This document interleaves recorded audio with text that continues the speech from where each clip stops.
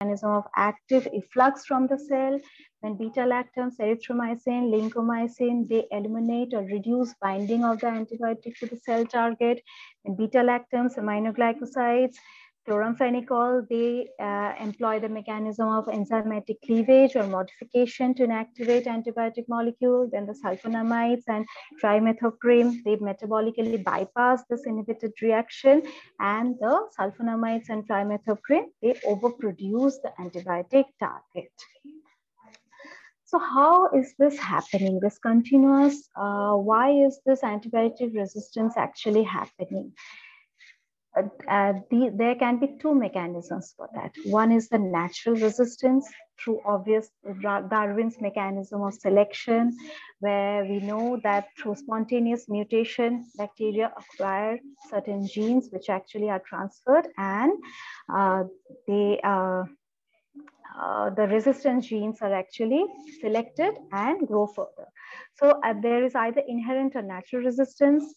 So, and the organ, for example, an organism lacks a transport system for an antibiotic, whereas an organism lacks the target for the antibiotic molecule. Or in case of the gram-negative bacteria, the cell wall is covered with an outer membrane that establishes a permeability barrier against the antibiotic. Or it can be an acquired resistance, that which I will talk about in detail. Next. So this acquired resistance can be of two types, either through vertical gene transfer, that is through spontaneous mutation, or through horizontal and lateral gene transfer. The spontaneous mutation frequency among these bacteria is very high. So that is either, it is about 10 to the power minus 8 to 10 to the power minus 9, which means that 1 in every 10 to the power 8 to 10 to the power 9 bacteria in an infection will develop resistance through the mechanism of spontaneous mutation. And the streptomycin resistance is acquired at a rate of approximately 10 to the power minus 9 when exposed to high concentrations of the streptomycin. Okay, so this is basically your Darwin's mechanism of evolution, where the natural selection actually selects the best. The best out of a lot is selected for further growth and flourishment. So this is what happens before selection. The resistance level, as we can see below, it can be from low to high. So after selection, only the bacteria which shows high resistance are selected, and the final population which grows in the media is the ones which are only resistant varieties. So it means that after selection has happened, only the population which are showing antibiotic resistance are growing further, which results in a completely new generation of bacteria resistant to that particular antibiotic.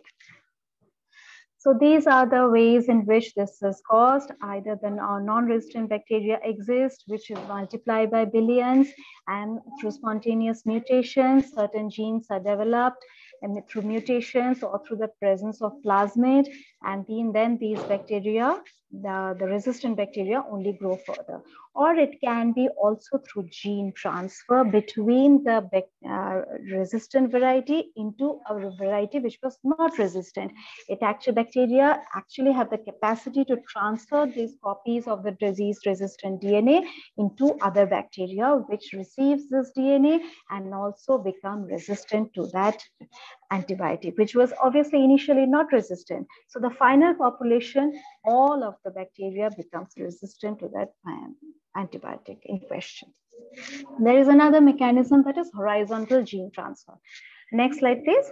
So another mechanism beyond the spontaneous mutation is responsible for the acquisition of this antibiotic resistance, which is a process where genetic material contained in small packets of DNA can be transferred between individual bacteria of the same species or even between different species. And the mechanisms that are employed are through transduction, transformation, and conjugation. So here, these are the mechanisms I've highlighted where a plasmid can be there, which carries plasmids are certain extra chromosomal DNA, which actually carries certain disease-resistant genes. And these are mostly in case of bacteria. Here we are talking about antibiotic resistance. So through the mechanism of conjugation, these plasmids are transferred into the non-resistant variety, and they also acquire resistance. Now, through transduction of viral material, the virus which carries the resistant genes are actually transferred into the bacteria, then which engulfs the DNA within it and becomes resistant. And another mechanism is through the transformation of the resistant genes, and transfer of free bacteria takes place into the non-resistant variety. Now, how do humans play a role in conferring this disease resistance? Now we come to the part where we actually treat this as an anthropologic disaster. Why are we calling this antibiotic resistance as a man-made disaster? Because of certain societal, medical, and agricultural practices which has led to this phenomenon. So basically, we find antibiotics everywhere. It is in our food, it is in our water, contaminating it. Prescription drugs are not the only antibiotics that we find in the environment, because regularly it is being fed in farm animals such as beef, cattle, pigs, and poultry. Okay, so the same antibiotics which find a way in the municipal water systems, where it is running off from those farms, it is running off from the housing facilities, and it is contaminating not only the food, the drinking water, everything. And this gradual exposure to this continuous amount of antibodies in the environment is leading to this huge menace of antibiotic resistance. So it has been found that the European Union and many other industrial countries have actually banned the use of or routine feeding of antibiotics to the animals, but this practice is still prevalent in our country. So the indiscriminate use of antibiotics in agriculture and veterinary purposes. Okay, so where it is basically not even prescribed for any kind of disease, it is just non-therapeutic use of antibiotics in case of livestock, in order for their better growth, so that they do not develop any infections. So this is basically the irresponsible use of antibiotics, we can say. So and another thing is that it is even used as feed additives in the farm animals to promote animal growth. So it has been found that even if it is not prescribed for some kind of disease, the indiscriminate use of this antibiotics has led to this menace of antibiotic resistance. And unlike in humans, an even larger proportion of antibiotics are given to these animals for veterinary purposes to these farm animals. And in a report by the concerned scientists estimated that in the United States alone, the livestock producers use about 24.6 million pounds of antimicrobials for non-therapeutic purposes. So can you imagine what is the amount that is being given to them, and why we are now faced with this phenomenon of antibiotic resistance? So antibiotics as a growth promotant. So it is very in case of pigs, it is being used. In case of poultry, it is being used. In 1940s, if you can see in the picture, in case of 1950, the chick looked like at day 70, it looked like this. And in year 2008, at day 48, it looks so fat and unhealthy. But yeah, it has more of meat to feed us. So this is the way we humans are also becoming nowadays, right? We look like the hen in the picture of 2008. Most of us are looking like that after eating these chicken. So these are some of the examples of prophylactic and metaphylactic uses of antibiotics in animals. They are mostly prescribed post-surgery so that they do not develop any kind of infections after a surgical intervention has happened. In case of dry cow therapy, that is when a cow is unable to produce milk, lactate, so or before transportation, so like since transportation is a stressful phenomena, so they are or it since during transportation the animals are exposed to foreign environments, so they are given prophylactics so that they do not develop infections. Or in case of potential outbreaks like recently also the bird flu or other bacterial infections, these poultry animals are fed with these antibiotics so that they do not develop infections.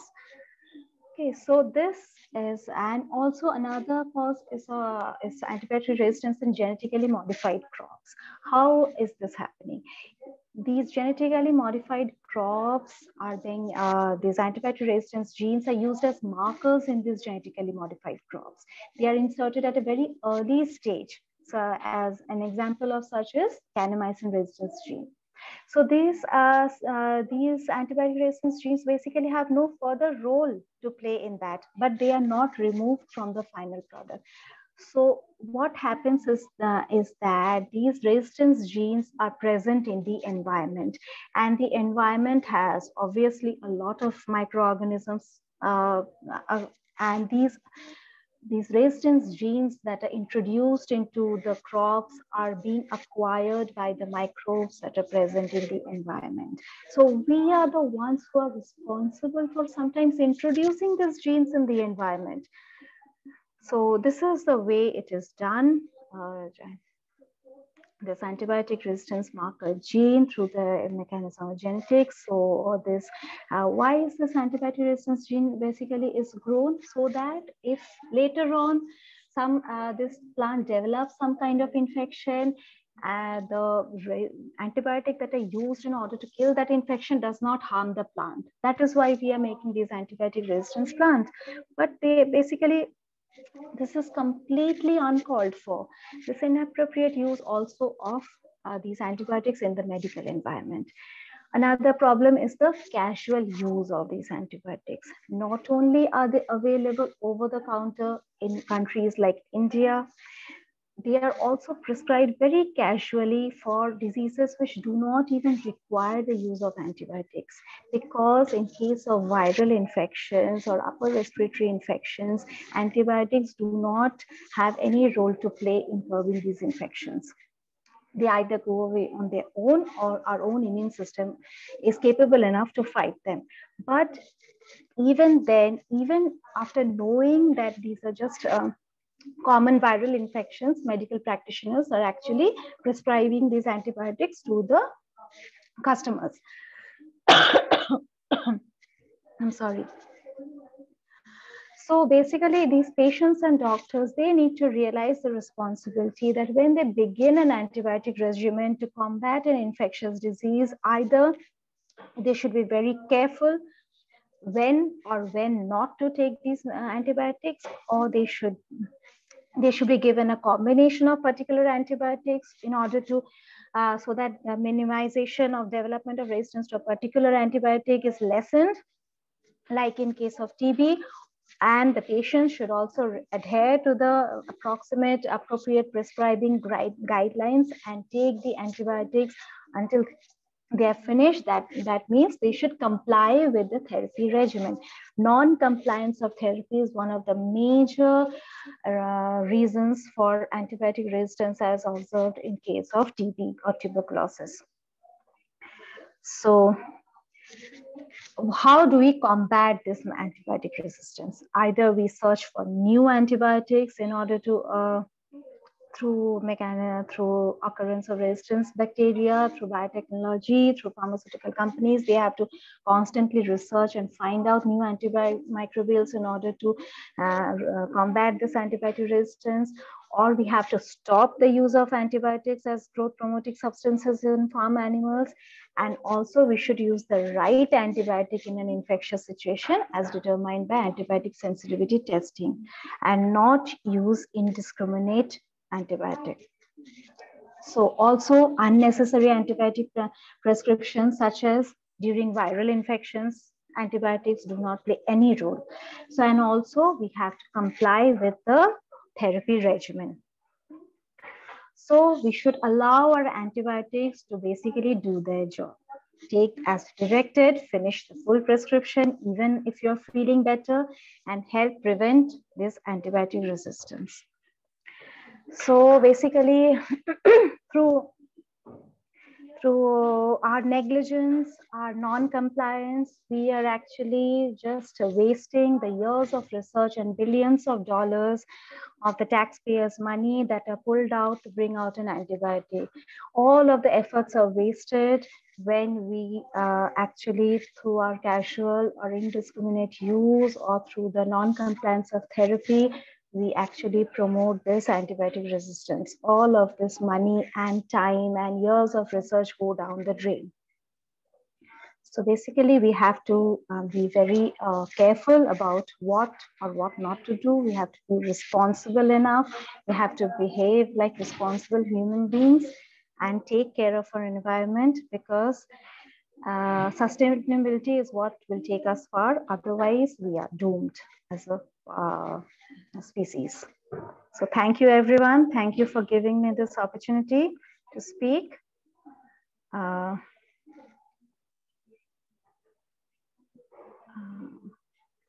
Thank you, Dr. Kanupriya.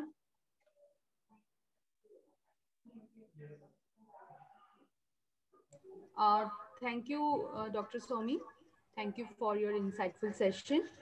Now, I request our participants, if they have any questions to Dr. Somi, they can please type in the chat box.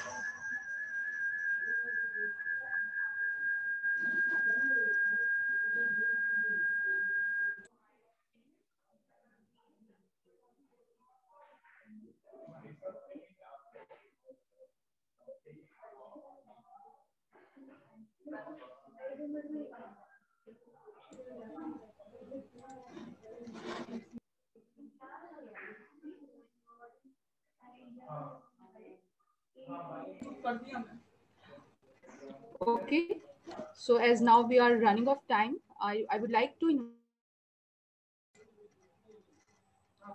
Shri Ashish Kumar Pandaji. He's a faculty in ECD. Now I would like to invite our next speaker, Shri Ashish Kumar Pandaji. He's a faculty in ECDRM division at NIDM, New Delhi. He was Central Secretariat Service Officer. He holds MBA in Disaster Management and he's pursuing his PhD in Climate Change field. He has more than 6 years of working experience in Disaster Management division of MHA. He has joined NIDM as a faculty member in September 2019. He is also looking the forestry, biodiversity, and animal inclusive disaster risk reduction section of ECDRM division of NIDM presently. So without wasting any much of time, I request you to join, sir. And thank you, Kanupriya. I'm uploading my presentation page.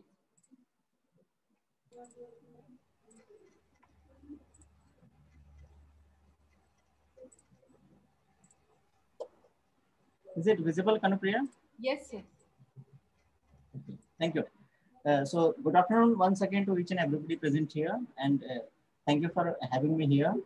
So I get this opportunity to speak on psychosocial care. That will be the first part of my presentation, and a little bit about women and disaster risk reduction associated with women. So till now, as we have gone through the inaugural session and wonderful session by the previous speaker with respect to antibiotics and its impact overall. So we know that our country, if we talk about because of our socio-economic geographic scenario and the things we find our regime in. So you talk about any natural disaster, you talk about any man-made disaster, there are plenty, and this is kind of multi-hazard time that at one particular point of time, at one particular place is bombarded by many kinds of hazards and disasters. We are running through the pandemic and this pest attacks and this many kinds of disasters that we are observing on day-to-day basis, climate change and things like that. So it retards our country's overall development, so to say, and it brings lots of human agonies. Then our human lives we lose, the livelihood we lose, our livestock. Many poor countries and developing countries, they are dependent on the livestock with respect to their livelihoods. So we get to see their losses. We get to see the losses related to properties, physical injuries and things like that. Then what is the need in post-disaster scenario? Relief is required, rehabilitation is required, then care of physical health and injuries. With the best available facilities, the government, non-government, private sector, each and everybody, they come forward and try to provide these kinds of relief and rehabilitation and other care aspects with respect to the affected community in a post-disaster scenario. But at the same time, this is a new concept that is evolving, that is developing, that psychosocial care and mental health issues and services, that is also equally important in a post-disaster scenario for the affected community. If you see this schematic diagram with respect to how disaster functions and this emotional pluses and emotional minuses, if you see, every disaster has some pre-disaster scenarios. We have got threats, we have got warnings, and if we have enough anti-innovations and wherewithal of the political supremos, then we get to understand these disasters, and we try to manage the impacts of this disaster. If you see the first part of this graph, this heroic scenario, where with all the minimum resources that is available, each and every party that is either affected or that is looking after the disasters, they come forward through this honeymoon phase of this community cohesion. We try to help each and everybody that is impacted in a disaster scenario. But thereafter, this graph goes down like this. This is disillusionment phase, where we start thinking what is going to happen to our families. If the earning member has died, what is going to happen to our children, the future, our infrastructure has gone down, where we will have another house to live in and things like that. Then we, the human beings, we are very strong from within. We try to come at par with the disasters, and we try to sustain ourselves through reconstruction and recovery measures. We work through grief, and then there will be trigger events, there will be anniversary reactions. But we somehow pass through these situations and we go for reconstruction, go for new beginning. Connected with this schematic diagram and this table, if you see the kind of characteristics in that when graph was going down of the disillusionment phase, this period can be from 2 months to 2 years. The kind of feelings that goes inside our mind, whether we are an impacted community or we are observing the disaster from the outside, the withdrawal symptoms, the loneliness, anger, frustration, community disorganizations, family get away from each other, then all kinds of negativity. There are some sections of the society who start feeling that this kind of disaster happened because of me only and things like that. Then hostility between sections of the communities, impulsiveness, then violence also, social this crisis that we see on the roads because of lack of natural resources, lack of relief measures that is provided. So kind of competition between the communities with respect to who will get the resources first. Then some part of our community, especially the youths, they fall for the alcohols, they fall for the drug abuse and things like that. So these are those psychological issues with respect to disillusionment phase of a disaster, which can be in the affected community from 2 months to 2 years. But in some cases like Bhopal gas disaster, it might be remaining in the community for even after the 10 years, 15 years time. So we have to take care of these kinds of symptoms and accordingly provide solutions to the community. If we talk about psychosocial support and disaster mental health services, it is basically comprehensive measures that we try to provide in a post-disaster scenario. We try to help the community, their social cohesion that has been triggered away. We try to restore those social cohesion. The family is the natural buffer in any kinds of disaster. We have to bring families together, their independence, their financial independence, social independence, their inner dignity that has to be maintained in a post-disaster scenario. The stresses can be of two types. One is actual, that we are observing that then and there in a disaster scenario. Then perceived stress, what is going to happen to my family 2 years from here. So those different kinds of two stresses have to be dealt in a different way, different psychological way, different social consequential way, and accordingly the psychosocial caregiver have to give identification and accordingly management with respect to that. So we have to identify these issues, we have to treat these issues which are stress-related psychological symptoms, and then mental health promotion is the basic objective of providing these kinds of services in a post-disaster scenario. This disaster mental health is basically evolving. If you talk about our country in the past 2 decades, initially Bhopal gas disaster time, you would be observing this as a mental disorder-based approach only. The victims have to go to the hospitals only, where only limited psychologists and psychiatrists would be observing. Then Latur earthquake, and thereafter Odisha super cyclone, Gujarat earthquake, then Kashmir earthquake, and things like that, they started happening. And this holistic approach we brought into our disaster management scenario, where we started seeing psychosocial and mental health care services with respect to other relief measures that we are providing to the affected community. Now we are observing community-based services, where we are utilizing community resources also, their indigenous knowledge, their participation, and their cooperation in the times of disasters. Earlier, you would be observing only in the hospitals, psychiatrists and psychologists, but now at the ground level, where disasters has impacted, we are observing clinical psychologists, psychiatric social workers, professionals, paraprofessionals, trained community level workers, and also volunteers, people like us who want to go and help the community at the times of disasters. If you see this pyramidal diagram, in the very beginning, what we try to provide the basic services like food, water, shelter, and things like that, the basic security that a disaster affected community needs in a post-disaster scenario. Thereafter comes the community and family supports need, then focused and non-specialized support. When all these three segments have been fulfilled, have been provided to the affected community, then only comes the specialized kind of services that includes the psychosocial care and mental health services. So a caregiver or a supporter or a medical professional who goes to the ground, what he has to observe? He has to observe the specific problems of the affected community. The affected community must have gone recently through the losses of their families, their homes, their relief measures. The recent livelihoods must have gone array. Like in this pandemic, we have seen hundreds and thousands of migrant workers shifting from Maharashtra to states like Bihar, Madhya Pradesh, Odisha, West Bengal, and things like that. They are getting difficulty in construction of their homes. They are getting low in gratification of their primary needs. We have to also observe these kinds of that comfort they are missing in day-to-day lives, and accordingly provide special solutions with respect to special problems.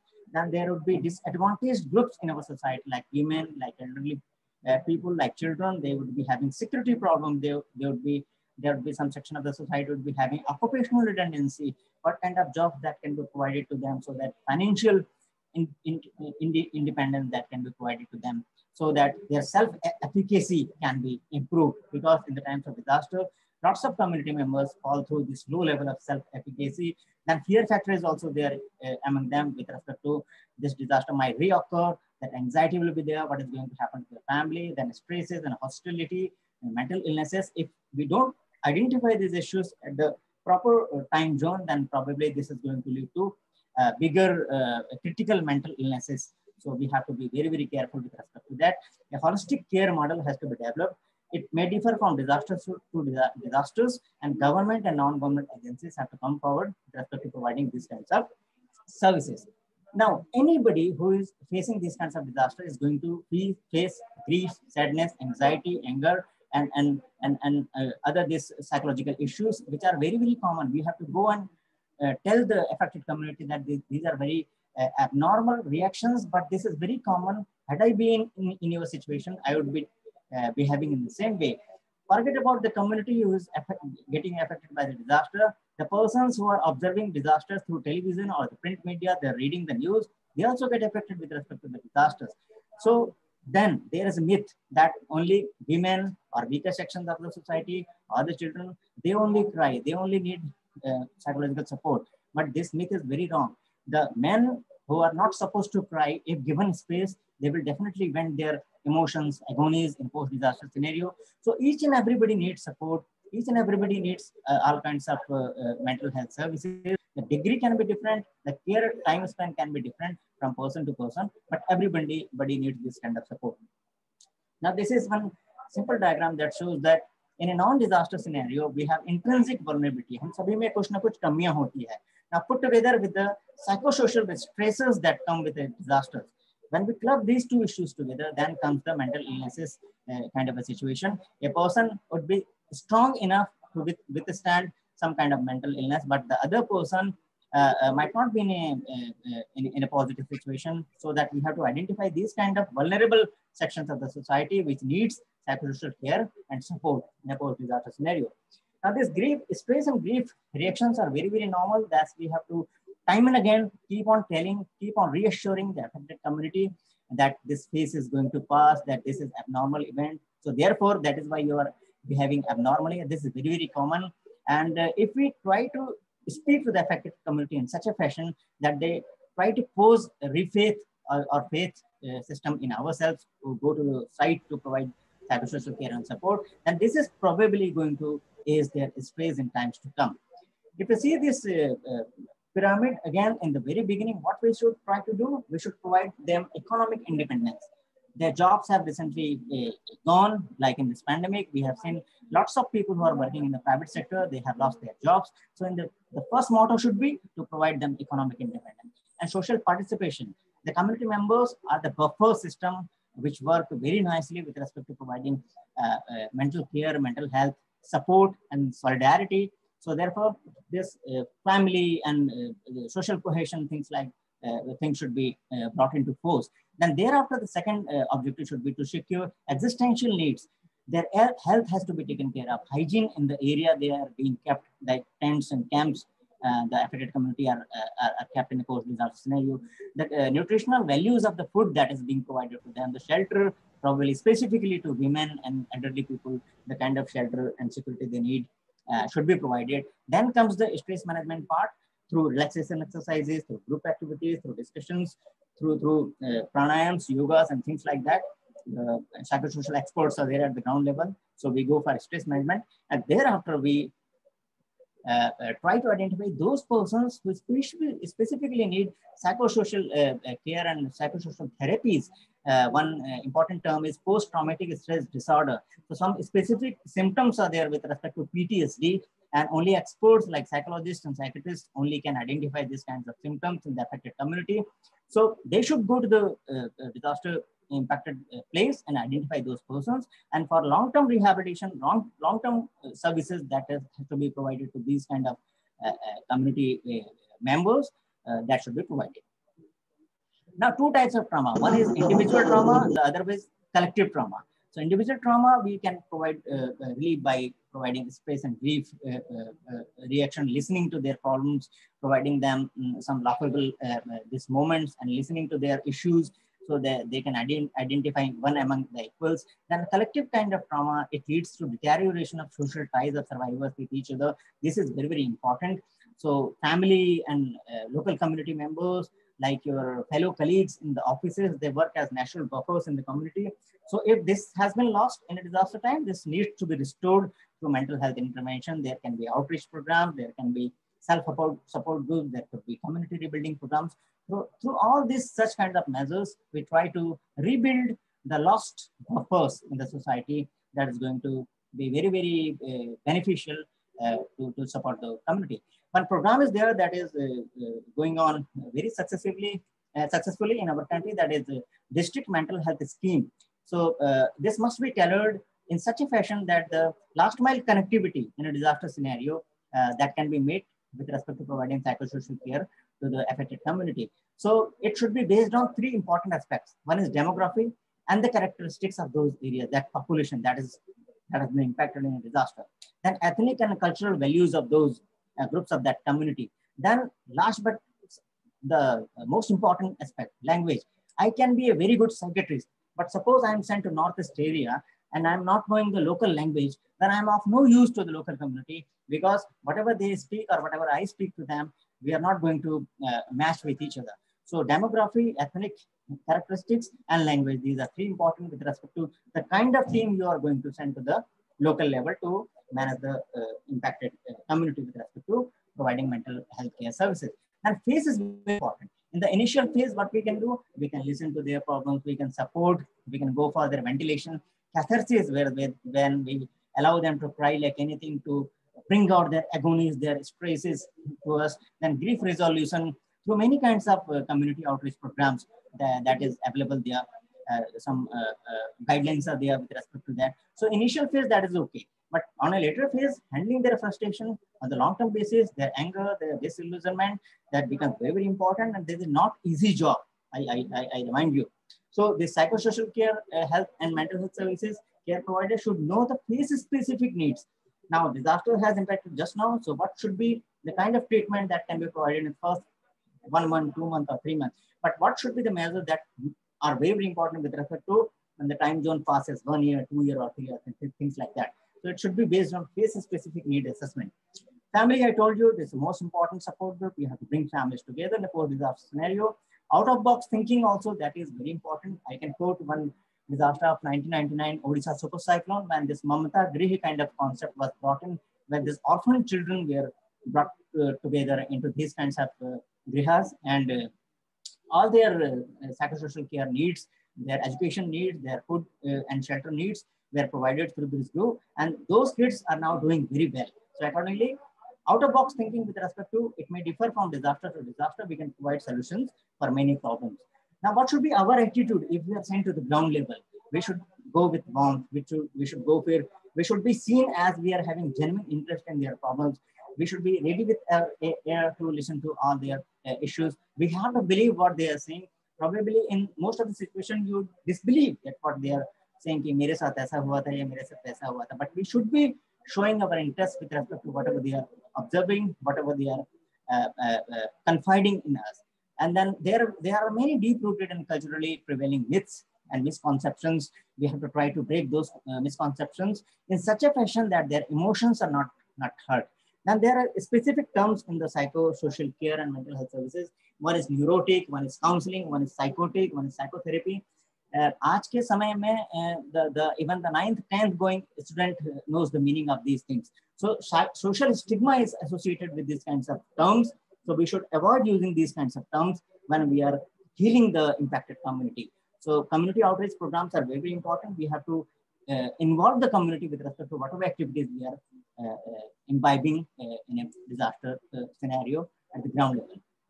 Now let us talk about some disadvantaged groups, like this women, like this elderly people, disabled persons, even the children. So because of their different vulnerability in a non-disaster scenario, and when disaster comes, the stressors that come through a new kinds of scenario that put together, they become more and more vulnerable. So their specific needs should be identified. They are more prone to adverse psychosocial and mental health consequences. So their special attention they require and their special needs has to be provided to them. And to attend to these kind of disadvantaged groups, there should be trained caregiver. Anybody who wants to go to help to some women or some elderly person or the children should not be sent over there unless he or she is properly trained in that scenario. So this is the message of first part of my presentation, that we have to tell to the affected community, you don't have to struggle in silence. You can be unsilent. You can live well with any kind of mental health condition as long as you open up to somebody about it. So social stigma is very, very important as far as the countries like India is concerned. We have to talk to the community. We have to reach to the community through many awareness programs and start telling them that these kind of problems can be solved very efficiently, but they have to come forward and tell us their issues and challenges. Now, we need lots of skilled manpower in the sector. This is one core area in our country that we are lacking.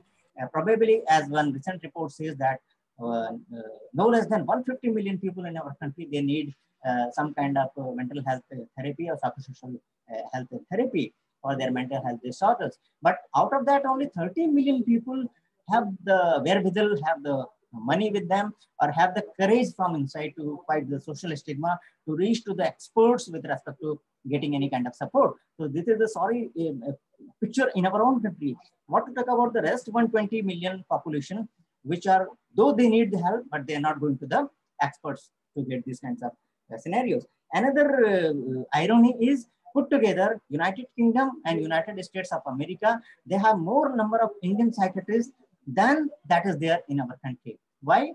The experts which are emerging from India, they're leaving to these kinds of countries for greener pastures. One recent report of Union Ministry of Health and Family Welfare says that our country needs 13,000 psychiatrists, and there should be ideally against this 8,000 population, there should be at least one this psychiatrist. But what is the condition right now in our country? We have only 3,500 psychiatrists. So over 2 lakh of people, we are having only one psychiatrist. This is sorry picture. Similarly, clinical psychology, we need 20,000, then we are having only 1,000. Psychiatric social workers, we need 35,000, we are having only 900. Psychiatric nurses, we need 30,000 of them, we have only 1,500. So this huge gap that is there, the demand and supply, things like that, with respect to the experts who should be there in the society to provide the community service, the mental health care services that are not there. Government has to think very, very carefully with respect to the shortage and has to fill the gaps. If we talk about the medical courses in our country, undergraduate courses, hardly they focus on the psychiatry. We don't have enough seats with respect to the PG degrees in the medical colleges with respect to psychiatry. We have only 2 super specialization courses. One is child and adolescent psychiatry and geriatric psychiatry. The need is for 16 to 17 special domains, special verticals where we should be having PG degrees with respect to that. And I have already spoken about that, why they leave our country with respect to greener pastures over there. And also the social stigma, we have to work very hard so that the persons who are getting trained in our country, they remain in our country and they try to reach these people who come out of the social stigma for their psychosocial care and mental health services. As far as government steps, we talk about 1982, we came up with the National Mental Health Program, which had 3 important components with respect to how to treat mentally ill people, how to go for their rehabilitation, how to go for prevention and promotion of positive mental health. Then again, 96, I talked about the district mental health program. It is running very well. It only needs to be strengthened. And recently, this 2017, we had Mental Health Care Act of 2017, which repealed the earlier Act of 1987. Globally, if we talk about, then WHO's Comprehensive Mental Action Plan 2013 and 2020 has recently been not only been adopted, but also the reports of the achievement that has been taken care of with respect to these action plans has been coming to the UN Assembly meetings. Now, Sustainable Development Goals 3.4 and 3.5, they also talk about reducing mental illness within the population.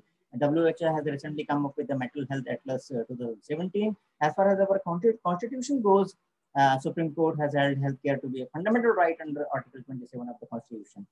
So, having talked about those issues, I should talk about Mental Health Care Act 2017. Beautiful concepts have been brought in this new act. Right has been given to the states, to the subnational level, districts at the local level, so that they can in advance put directives what has to be done in this regard. And patients have been given lots of rights with respect to how to be treated and how not to be treated. They can appoint a nominated representative to take on their behalf with respect to health related decisions, their right to access to mental health care, right to free and equal care services, free medicines, community living, and things like that, so on and so forth. They can also be provided legal aid also. 2 important aspects with respect to this act is now no electroconvulsive therapy, ECT, can be given without anesthesia. So that is one very strong step. The other one is the attempt to commit suicide is not an offense anymore. And for that, we have made suitable changes in the section 309 of IPC, which earlier used to criminalize attempt suicide. Now, if a person commits suicide, then he will be treated that he was only suffering from severe stress and shall not be subjected to any investigation or prosecution. So this act also envisages establishment of Central Mental Health Authority and State Mental Health Authority. And to the best of my knowledge, most of the states and union territories, they have come up with these kinds of authorities. Recently, this Ministry of Education came up with MANODARPAN, kind of this app to provide the psychosocial support, and Ministry of Social Justice and Empowerment came up with KIRAN app, which provides support to help people 24/7. It offers mental health rehabilitation services with the objective of early screening, first aid, psychological support, stress management, and promoting positive behaviors, etc. One important aspect is this helpline operators who are working with this KIRAN, they have been suitably sensitized not to ask the caller for their names, for their identification details. That is very important because it is associated with the important social stigma aspect of it in our country. Now, what should be ethics and confidentiality with respect to the caregivers which go to the ground to provide services? We should not make any kinds of false promises to the survivors. If they are believing in us, then their confidentiality has to be maintained. We should not share any information that they have confided in ourselves. Then unbiased way we have to provide services to each and everybody. We have to take care of ourselves also first. Then we have to take care of our co-workers who are working with ourselves at the ground level to provide mental health care services and psychosocial care health services. Then if we as a caregiver need any kinds of support, then we should not shy away from seeking help. We should not shy away from getting all kinds of support. So these are my suggestions with respect to psychosocial care and health. Obviously, the infrastructure and HR services has to be increased. Awareness has to be increased. Investment has to be brought into primary healthcare sector with respect to presently over 51,000 population. We have only one primary healthcare center. It should be logically at 10,000 population, there should be one. And if at the ground level only we provide this kind of services, then most of the healthcare needs can be met at the ground level only, and they are not going to come to the tier 1, tier 2, and tier 3 cities. So there won't be much pressure on the health services that is being provided in the cities. Then these services that we are going to provide should be easier, should be cheaper, should be faster, and accordingly training should be given to ASHA workers, Anganwadi workers at the ground level. Hello. Then, hello. Sir, your voice is breaking. Hello. Manupriya madam. Yes, sir. Yes, sir. Please continue. Now it's okay. Now it's okay, na? Okay. Or I'm running too fast? No, like no, sir. No, sir. It's completely fine, sir. Please go ahead. Yeah, sorry. I will take another 10-15 minutes, not more than that. No issues, sir. No issues. Yeah. Then there are digital initiatives in our country, like one example, I can quote of this Schizophrenia Research India's mobile bus services are there. Then we can cover rural India through mental health telemedicine services. So that is being done in many sectors of our country, but definitely this can be enhanced. Success stories, they should be replicated elsewhere also in our country so that most of the population can get benefit out of that. Then community has to be brought forward with respect to all kinds of partnerships. We cannot leave everything. Sara kaam government ke upar hum chhod nahi sakte. So private sector, NGOs, then this academia, industry, universities, colleges, they have to come forward with respect to providing all kinds of support to the community because we are the community. So healthcare is basically a state subject. So there should be better coordination between central and states so that schemes that are launched at the central level, they reach to the subnational level or the district level properly in proper fashion. So knowledge has to be given, then only schemes get success at the ground level. Then psychotropic drugs should be included in the essential drugs list so that they are, when they are required, they are readily available. Then delivery that we are providing this kind of service should be on based of empathetic ground. We should be very, very sensitive. We should be compassionate, and it should be away from the social stigma. This is very hard to do that. It will take years put together when our society will be that much advanced that nobody is going to blame anybody with respect to getting mental health care services. Then finance is very, very important if we are going to go for the long-term issues. Now, second part of my presentation, women and DRR. Because of their biological makeup, because of their socio-economic situations in a pre-disaster scenario, forget about the disaster scenario.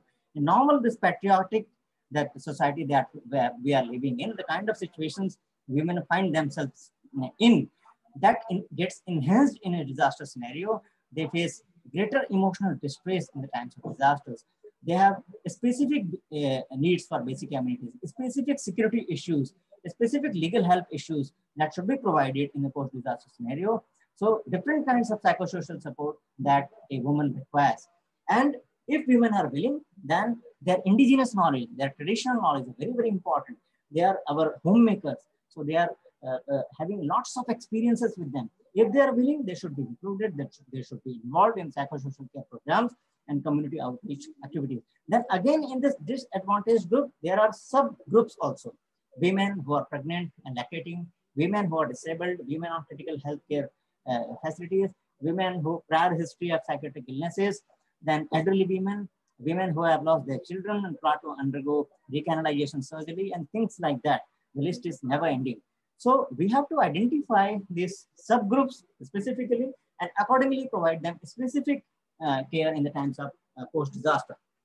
So if we talk about this SFDRRs and diaphragm disaster risk reduction, it puts the issue of gender squarely in the spotlight by placing significant importance on human rights, gender equality, and climate change adaptation. So each and everywhere, be it the global documents, be it the national documents, we are finding that gender inclusiveness or gender discrimination has to be cut off, and women has to be provided proper care, proper leadership, proper participation in our schemes and things like that. Now, some concerns that I can quote here: the women face increased loss of livelihoods, increased loss of increase the number of incidences of gender-based violences, and losses of life during a disaster or aftermath of a disaster. So why this is happening? Because always we are viewing women as victims or simply vulnerable. Rather, they should be acknowledged as actors unless we give them proper power, proper participation, proper decision-making abilities. They are shared with respect to the economic services that we are providing to the affected community. So they are not going to be part and parcel of the recovery program that we are dreaming in a post-disaster scenario for a disaster resilient society. For example, I can quote Indian tsunami in 2004. Lots of women died other than men. If we compare these two genetically different species. So because of, they might not be knowing how to swim, or the kind of clothing that they are having that hampered their movement in a disaster scenario. Similarly, Cyclone Govt in 1991 in Bangladesh, 1,40,000 people who died from the flood affected area. This ratio of women to men, that was 14 to 1. So this is not acceptable. So whatever be the reason, socioeconomic and psychosocial reasons, we have to come forward with respect to finding solutions to these kinds of problems with respect to women in a post-disaster scenario. So important gender issues that is prevailing in disasters, that the disaster affects the poor and vulnerable part of the community first. And incidentally, in any kinds of society, be it developed or developing countries, women find major sections, percentage of the poor and the more vulnerable in comparison to men. And accordingly, they face lots of scenarios, lots of impacts in a disaster in any kind of, any part of the this of the globe. So gender-based prejudices view women as weak, as passive, as incapacitated victims in need of pursuing crisis situation, although in reality, women of different age groups play an active role. So if we start observing their qualities, their power, the kind of challenges they have to face, the kind of indigenous knowledge they are having, probably we are going to have in a better society, which are going to be more equitative women in a post-disaster scenario. Now, several segments of changes that climate change brings and how it affects the women, we are going to see one by one. We know that the catastrophic storms of increased frequency and strength are destroying lives, homes, and businesses. You talk about any climatic crisis that affects the women folks like anything. 2.5 lakhs climate-related deaths is expected per year between, if we talk about the time zone of 2030 and 2050. And in that impacted zone, the women are going to be affected like anything with respect to malnutrition, malaria, diarrhea, and things like that because of the change of climates, because of heat stress and things like that. So women and girls, they bear the brunt of environmental, economic, and social shocks. They are the last person in our society to eat, get a time to eat, get time to rest, or be rescued in a disaster scenario. They face greater health and safety risks as water and sanitation systems become compromised. They take on increased domestic and care work as resources dwindle in any kind of disaster. Even in this pandemic, if you see the women folks, their homely work, they got increased like anything. So if we see their suffering kind of phase, then 71% of 1.3 billion people living in poverty are women. And though 50 to 80% of women take participation in the agriculture sector as far as global figures are concerned, but they own less than 10% of the land.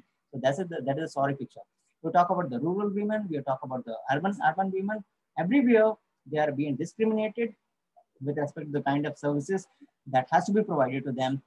Like rural women, they are highly dependent on the natural resources with respect to their livelihood, their day-to-day life, be it fodder, be it fuel, so household water supply or energy for cooking and heating and food security. They are the one who have to go to the forests to collect these kind of natural resources. We talk about Near East, You talk about Latin America or Caribbean, you talk about Indian Peninsula, everywhere the things and situations are like that.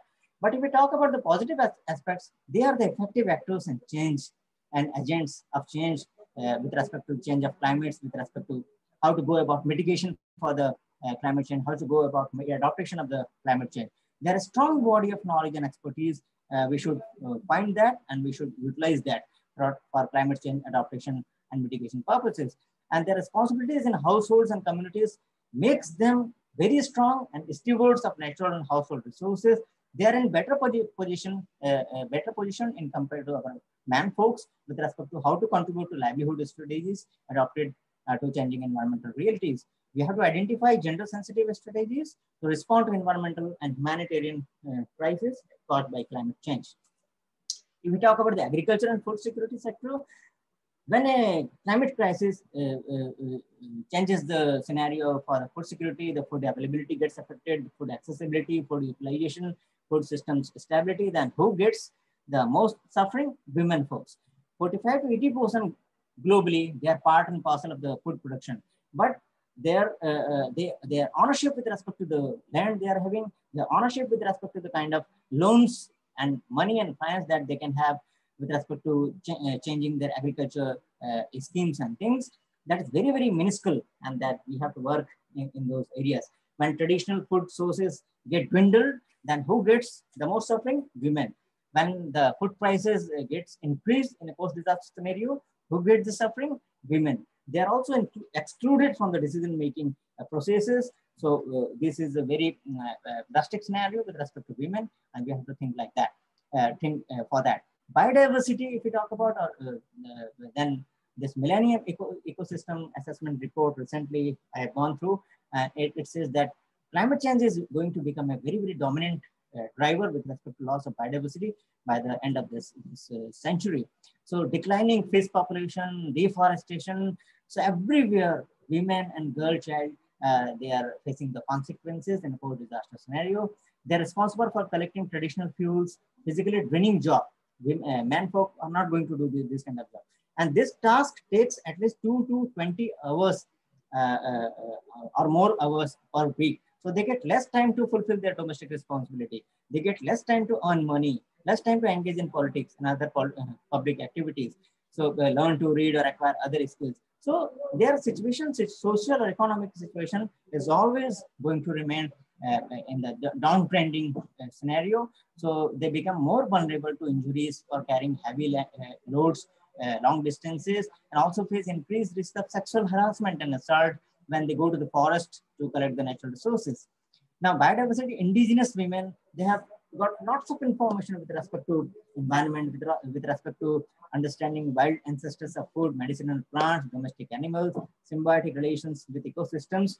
We have to identify these best of the knowledges that is available with indigenous women across the globe and get to utilize these kinds of knowledge that they are having. Now, gender equality and water resources, we see, climate change affects the availability of water across the globe, be it floods or the droughts, and women and girl child bear the burden of fetching water from distant sources. And also this arsenic contamination, I specifically want to talk about of groundwater. In our country, probably there are 36 important districts where the arsenic contamination has been found in the groundwater, and the impact is mainly on the rural women folk, the health issues. Lesions is one word, that is hardening of the skin. Dark spots are there on the hands and the feet. Our limbs may get swollen and there will be loss of feeling. So the resultant is a women and girl child have these kinds of symptoms, then they get negative or social repercussions. Women can be shunned, women can be excluded, stigmatized based on physical appearance, and there will be even problem in their marriages in times to come. So inadequate access to water and poor water quality impacts agricultural production and care of livestock also. And women specifically are hugely dependent on livestock with respect to earning some kind of money with respect to their day-to-day living. So water resources disabilities or lessening also affect the status of women and girl child in our society. If we talk about the health, because of the increased morbidity and mortality due to heat waves, floods, and storms, And climatic crisis, it affects the women like anything. Infectious diseases like cholera, malaria, and dengue fever in the areas where we were thinking they are never going to happen, like in Uttarakhand and upper heights of our Himalayas, Hindu Kush Himalayas, we are observing these kinds of things. So again, the impact is mostly on women with respect to this kind of diseases. So increasing floods may also increase the prevalence of water-related diseases, especially water and vector-borne diseases. So we have to identify their limitations of movement, their limitations of getting health facilities, and accordingly we have to provide services to women and girl chicks. One important quotation with respect to increasing population. Kindly read this quotation. It is very common sense that when women are able to plan their pregnancies, populations grow more slowly, and as a result, the greenhouse gas emissions will go down. Providing access to contraception and preventive health should be one of the many effective strategies used to fight climate change. One big message, the importance given to women with respect to, they should be having the power to decide when they want to get pregnant in our society. Migration is going to get increased with respect to invasion of, with respect to lots of increasing of climate stress disorders, climate related hazards and disasters, and a large coastal population is getting displaced. Then one example I can give, Cyclone Nargis of 2008 in Myanmar, it severely affected 2.4 million people and led to displacement of 8 lakhs of people. So this migratory consequences, if we talk about higher death rates of women in least developed countries because of the behavioral restrictions, because of the poor access to information. Migration entails vast changes in land use, physical modification of rivers or water withdrawal from the rivers, loss of coral reefs and damages to sea flows. So migration is also going to affect women and girl childs in a very consequential manner. Then human rights is also going to be challenged in times of post-disaster scenarios, extreme weather condition, or any kinds of situation, climatic crisis. It is going to be a big cause, big contributor with respect to enhancing the world hunger, the malnutrition, the exposure to diseases, the declining access to water, and each and everything is going to affect women because of their limitations with respect to adequate housing, their limitations with respect to sparing loss of livelihoods and things like that. So it has become a key UN priority in safeguarding the human rights of people, especially with respect to women whose life are most adversely affected in the climate crisis. Energy is a very, very important aspect. Renewable energy, if we think, then this is a key climate change mitigation technology. When we talk about energy, primarily what comes to our mind? Electricity to operate appliances, equipment, gasoline and diesel fuels for motors and vehicles, delivery of oil and things like that. So often these activities are considered men's work. Women are not expected to be involved with power generation or fuel distribution. So what happens in our society, women and men face different kind of training, different kind of expectations, so different kind of social and economic roles. So from very beginning, we have already brought together the discrimination with respect to the women. ये काम आप नहीं कर सकते, ये काम आप करेंगी, and things like that. So developing countries, most energy comes from the traditional biomass fuels. Who is going to collect and go to the forest? Women, not the men. Men will be working in the energy sector. So this lack of recognition of the role of women in the energy sector leads to one new word that has been coined, that is gender blind. So gender blind has to be removed in the energy and power sector. Now, gender sensitive responses, if we talk about what we should go for that, we should go for those kinds of technologies which are women-centric, which take care of women's specific priorities. And that should be, again, translated into locally understandable language that goes to the women so that she can utilize those kinds of technologies. We have to use that these technologies are user-friendly, affordable, effective, and sustainable. We have to use flexible financing mechanisms also. We have to provide loans in low interest rates to the women so that they can come as entrepreneurs forward, and also in their plans and policies for this financing mechanisms, women should be given proper participation in the developmental processes. So basically, we have to ensure gender sensitive investments programs for women. Then significant resources are required to cover the cost of the goods, services, and technologies with respect to climatic crisis, so that we can go for adaptation processes and things like that. So we have to not only provide finances, wherewithals, and policies, but it should be based on equity on a gender basis. So gender inequality in access to social or physical goods should be removed. The gender gaps in education, income, time use, and leisure has to be removed, has to be filled, so that that balance mechanism can be provided to the women, common platform, so that they can come forward with their indigenous knowledge, and then they can play a very important role with respect to moving toward disaster resilient society.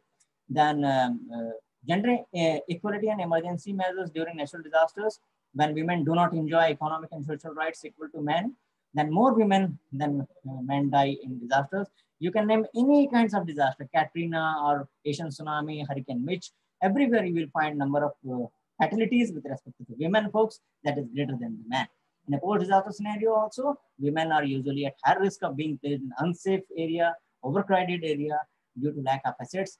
Toilet is a very important aspect in a camp or a tent in a post-disaster scenario. That is not properly taken care of. That is why women fear getting moved to these kinds of shelters. They refuse to go to these kinds of shelters. Then, be it any kind of natural disasters, it requires mobility. Population has to be moved from one place to other places. But because of cultural constraints, because of their ethnic wearing clothing pattern, their movements are always hindered their timely escape and access to shelter or access to healthcare facilities. So we have to bring those kinds of scenario where they find themselves safe and they try to utilize the kind of services we are going to provide in a post-disaster scenario. Last few slides, if we talk about the Sustainable Development Goals, those Sustainable Development Goals 11, 7, 6, 12, 15, and 17, they all talk about providing equality to women in a post-disaster scenario. But specifically, SDG 5 is very important, which says that gender equality is central to all the SDGs. If you don't have this SDG 5 fulfilled, then all the achievements in other SDGs is of no use. And if it is not achieved, the implications of all the goals will be compromised. It says to the tune like that. So we have to move towards climate adaptation strategy, where women's priorities and needs has to be reflected, has to be found, mentioned, and given proper importance.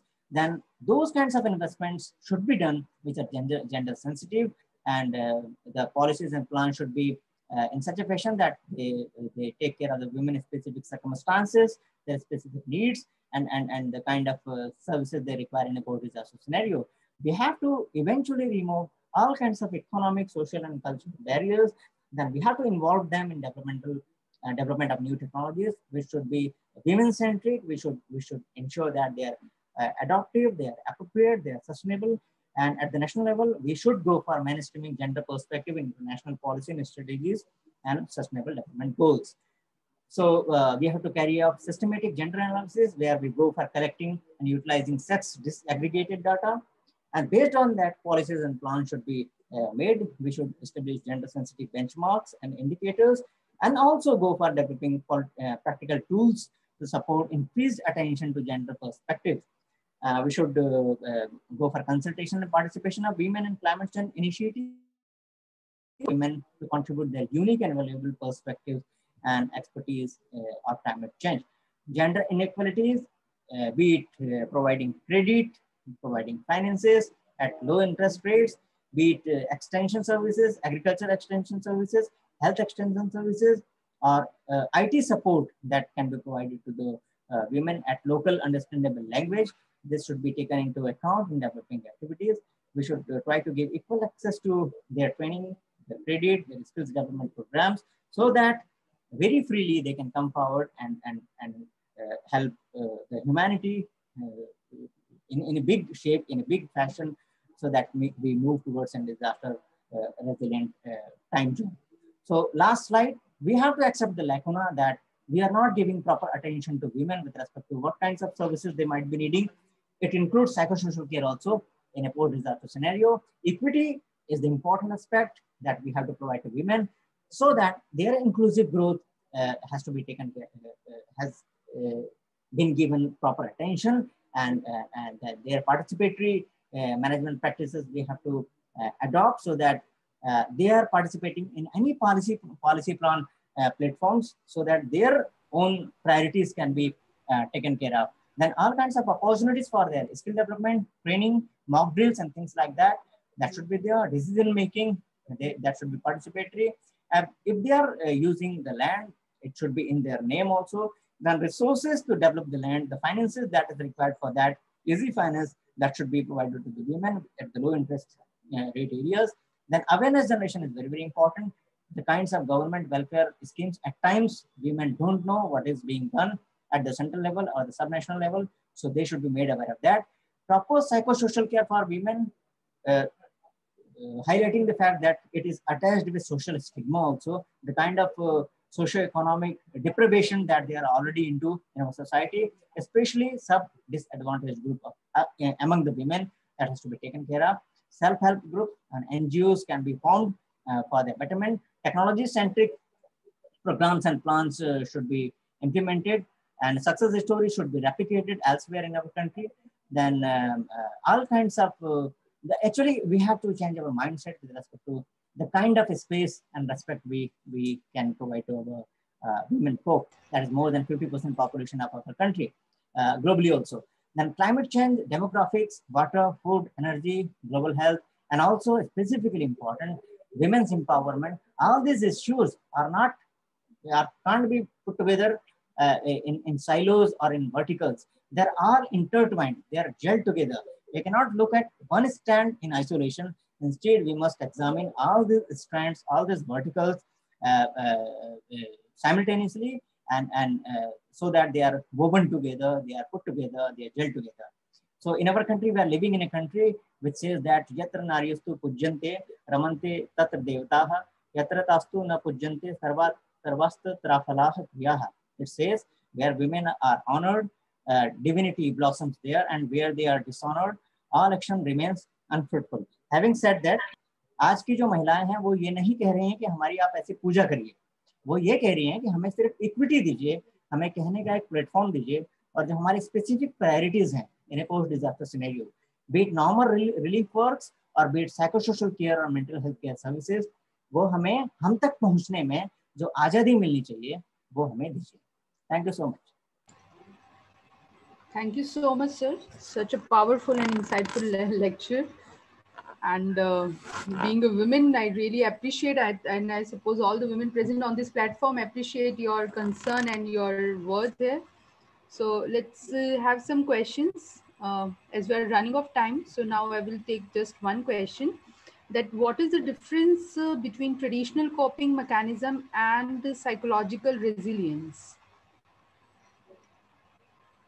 That is yeah. See what happens, like in developed countries like USA and UK, and you will find that psychosocial care and mental health services are at a very evolved process, evolved situation. As far as India is concerned, I said in my presentation that it is in the evolving process. In the last 2 decades only, we are finding some these kinds of services that is being prevalent, that is being provided to the affected community. Then one term comes in disaster scenario, last mile connectivity. If we talk about our country, tier 1, tier 2, tier 3 cities, probably there, I also mentioned that there is skilled manpower that is not available in our country. So what to talk about those villages that are remotely placed and they still need the psychosocial care and mental health services. So what we can do, I talked about the primary health care center that can be strengthened, the Anganwadi workers, the Asha workers, they can be given proper attention, proper training and skill development. So this question is about this traditional coping mechanism.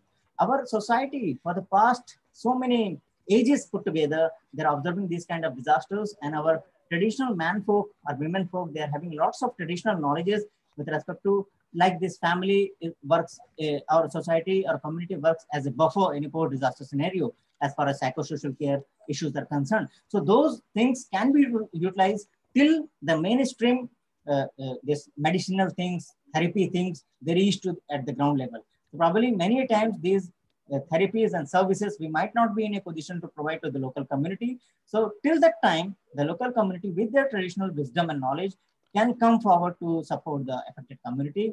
So that is the resilience there right now. So we are in an evolving process. So probably in some decades and things like that, we will be seeing ourselves in a better position so that each and everybody in our society gets that resilience kind of thing and kind of services that they need in a post-disaster scenario for psychosocial care and mental health services. Thank you so much, sir. Thank you for your time and thank you for your lecture. Now, I would like to invite our next speaker of this session, Professor Chandan Ghosh. He's a civil engineering graduate of Bengal Engineering College, West Bengal.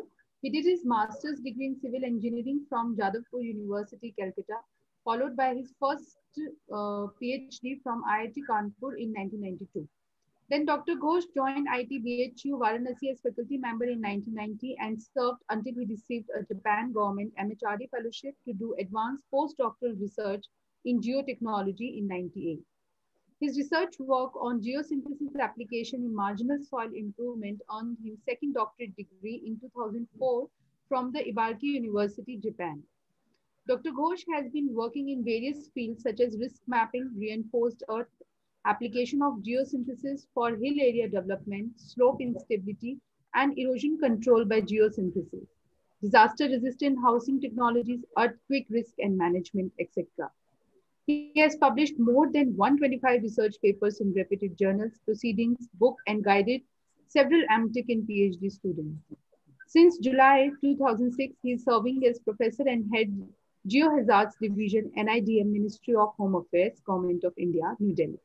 As a recognition of his contributions, Dr. Ghosh received Professor Leonard Prize for the Best Doctoral Thesis in 1993, CIDC Vishwakarma Award 2013, IGS Shri H.C. Verma Golden Jubilee Award 2013, and World Youth Conference Peace Award in 2016.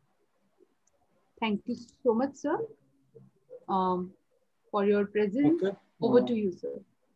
Thank you, Kanupia, for this platform where I can see, two presentations made, and really that is mind-boggling that the world,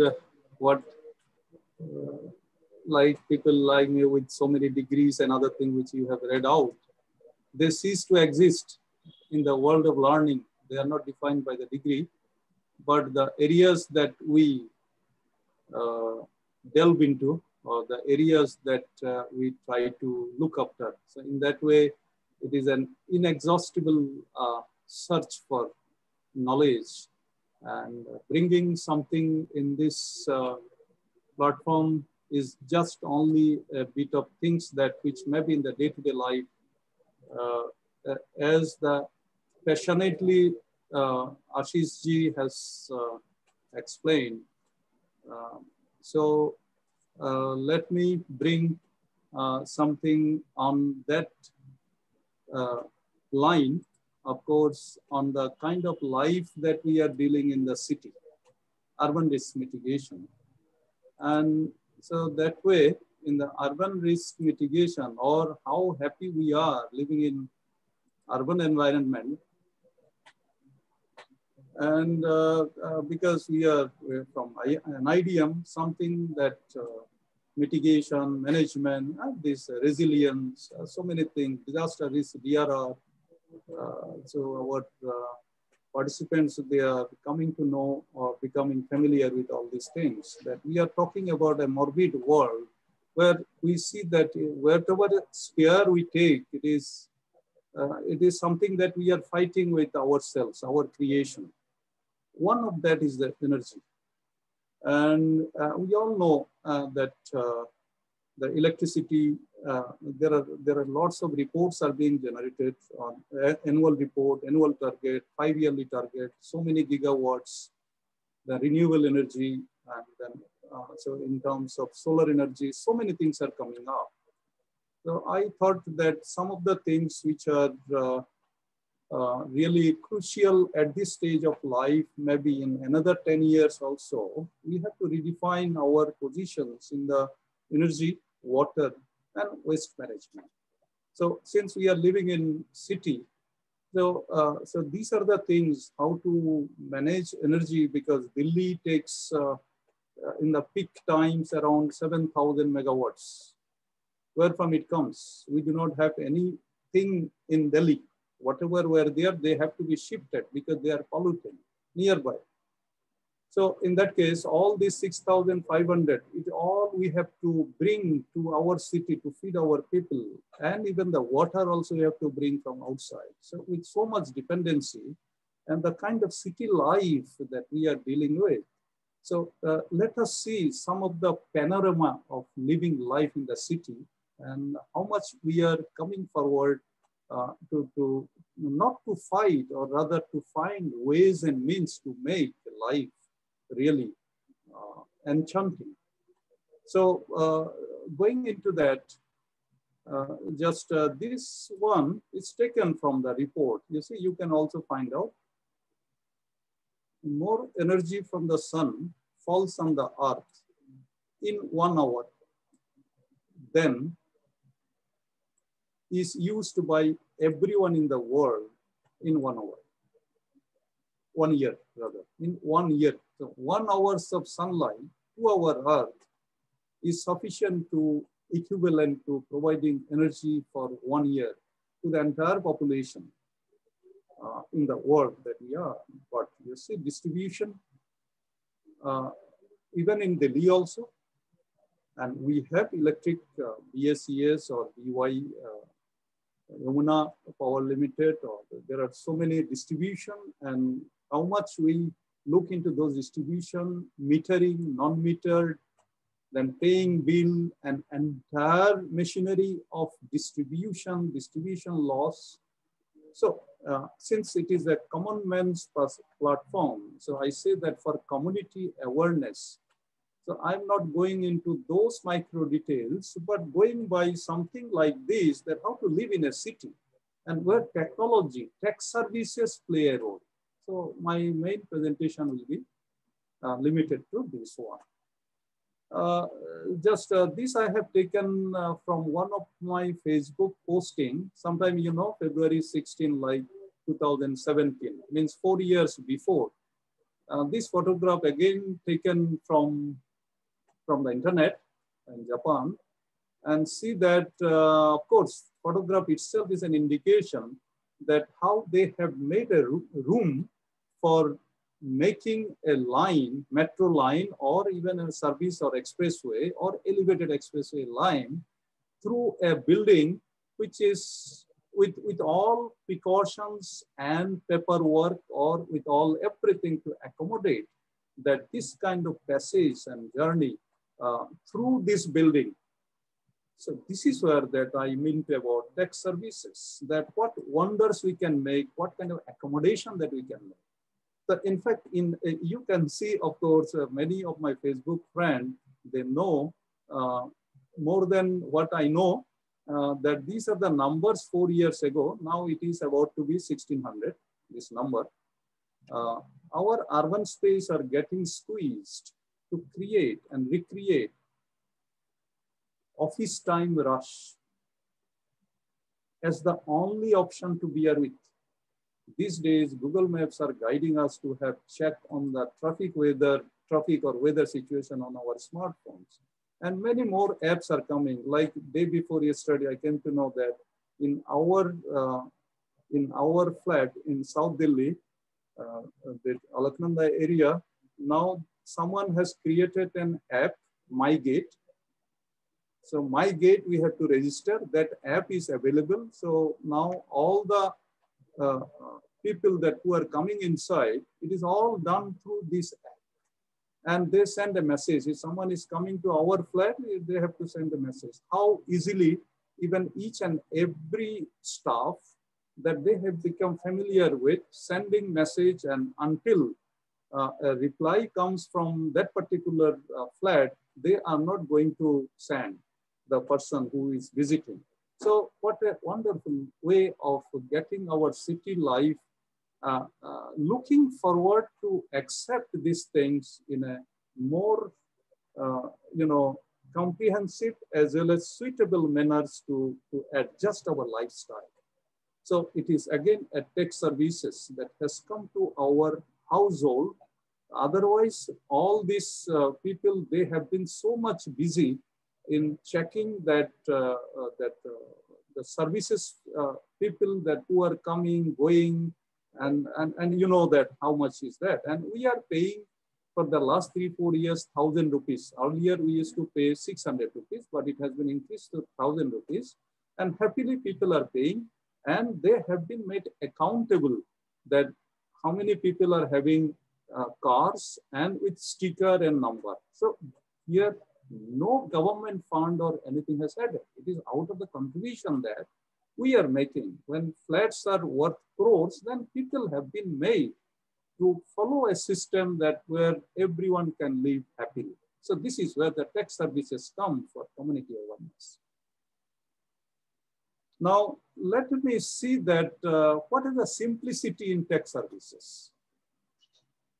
What is the simplicity in tech services which can come at affordable means? Means a bottle, which is a Coca-Cola bottle, might be 75 rupees, I don't know. When I forgot when I bought this bottle. Only thing is that I remember I purchased some of this bottle to make a model for liquefaction in Delhi more than 5 years back. But so this is again, you said 3rd November, 1580 at a CGHS health center where doctors are provided with outshined chairs, table, computer, still with a cathode ray tube monitor. Still you can see the chair also. And they are highly paid in the sense that they are, whatever services they are providing, they are at par with maybe joint secretary level payment.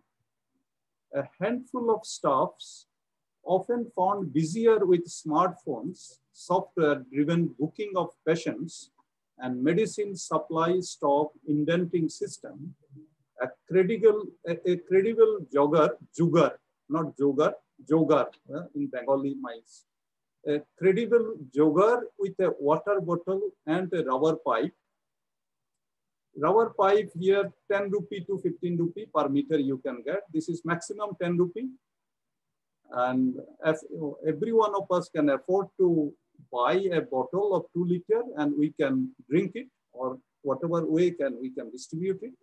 So with the expenditure of 10 rupee or 15 rupee, the bottle with water, which carries some weight then, and it is pinned here somewhere, which acts as a door stopper. And that door stopper, if you go to the market, it minimum is ordinary is 500. It can be even 5,000 rupees also. So this is doing no doubt credible job, but this often goes wrong if it is not coming from the reliable supplier. But this one can be replenished because it is only 10 rupee, 15 rupees. Or maybe if you add 75 rupees for distribution of Coca-Cola or whatever it is. So what I want to say that tech services, what I am trying to mention here, it is not that it is limited to some technical people or civil engineer or some expert. Everyone among us, we have some kind of innovation and spirit, which we always keep it in mind. That is why probably we can be potentially alive in our life, and whether it is in city or village or wherever it is. So this is one thing that then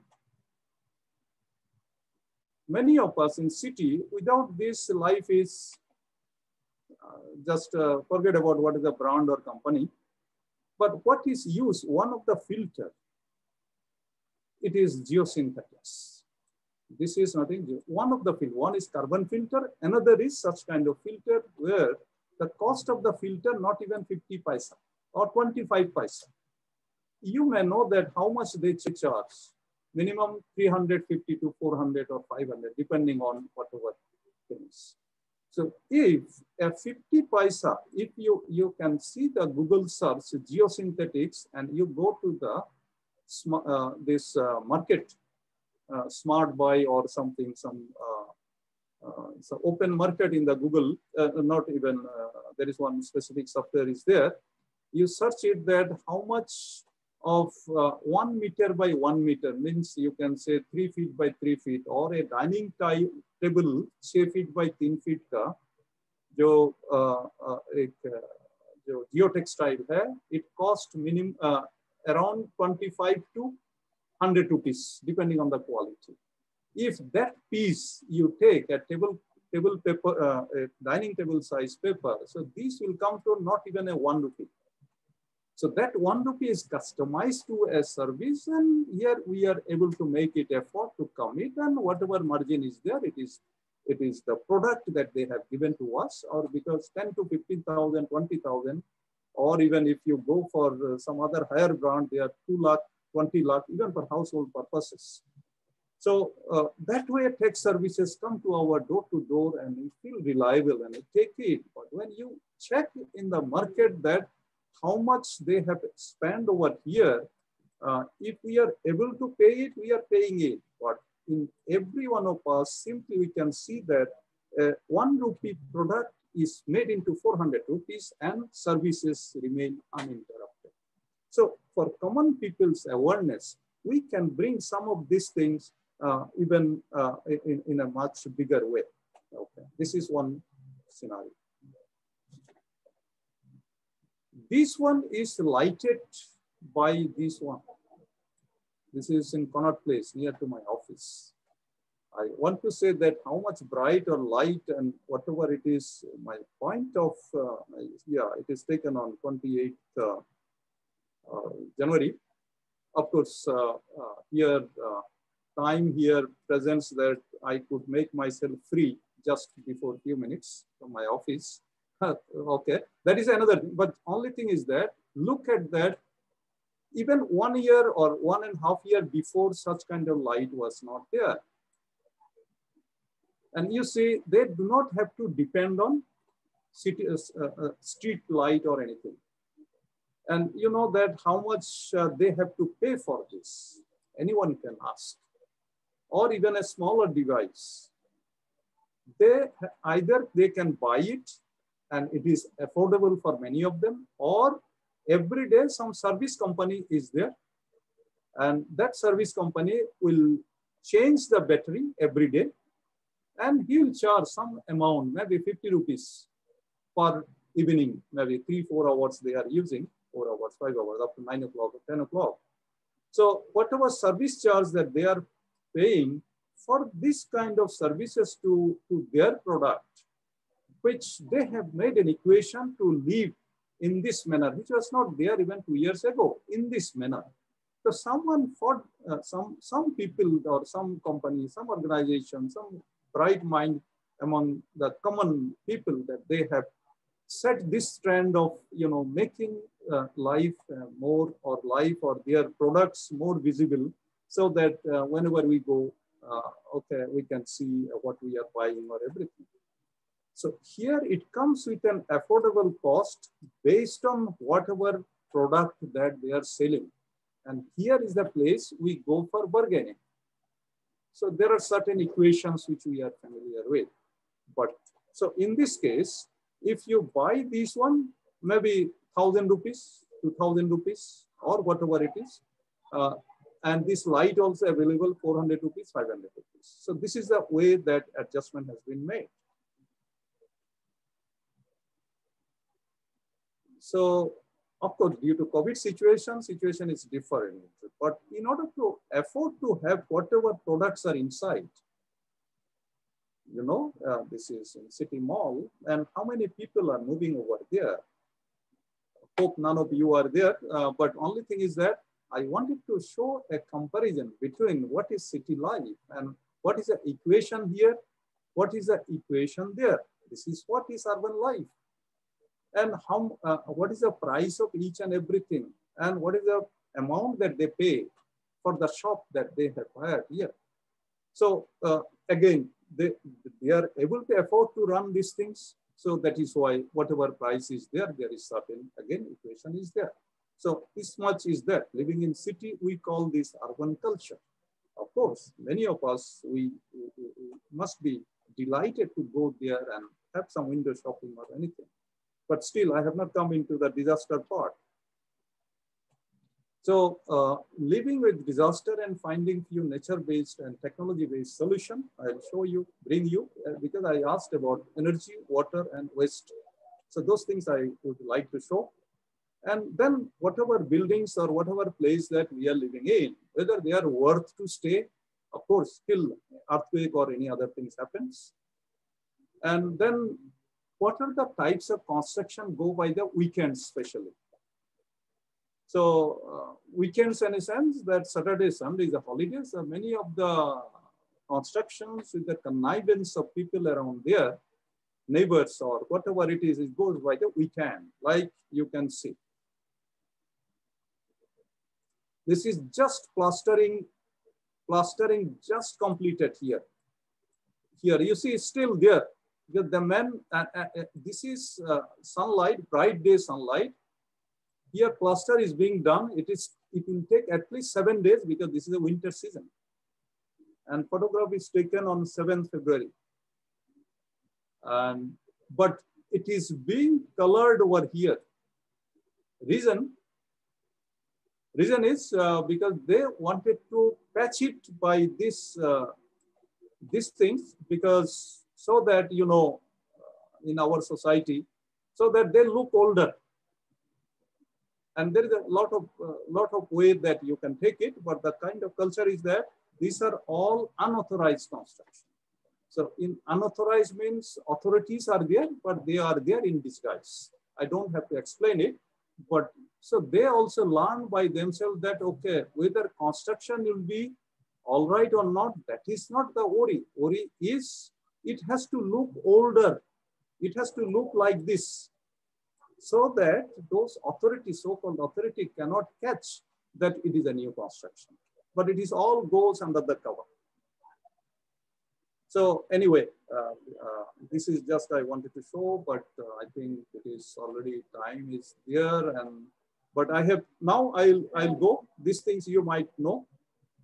And energy resources for community, we take from the solar, which we'll be discussing. Geothermal, we are starting now in India. Hydrogen and other hydropower, which are already there. And of course, these things are already there. We have wind energy also we have, but geothermal we are going to start also, especially in Kuga, which has potential. And of course, I'm not going to those details. Only solar part, I want to say that. And we are familiar with all these things, all street lights everywhere, and we know what is the price. And we know that what are the sources. We know there are more than 100 companies are there. There are various technologies are there. And you see that companies are there, prices are written, and you go to Amazon or anywhere or shop or local buy shop, or here you come in this Connaught Place or anywhere, you can buy this thing. These are all have come to as a things that anyone we can buy, and in our rooftop we can see. But we can see, but that they can run only in the daytime.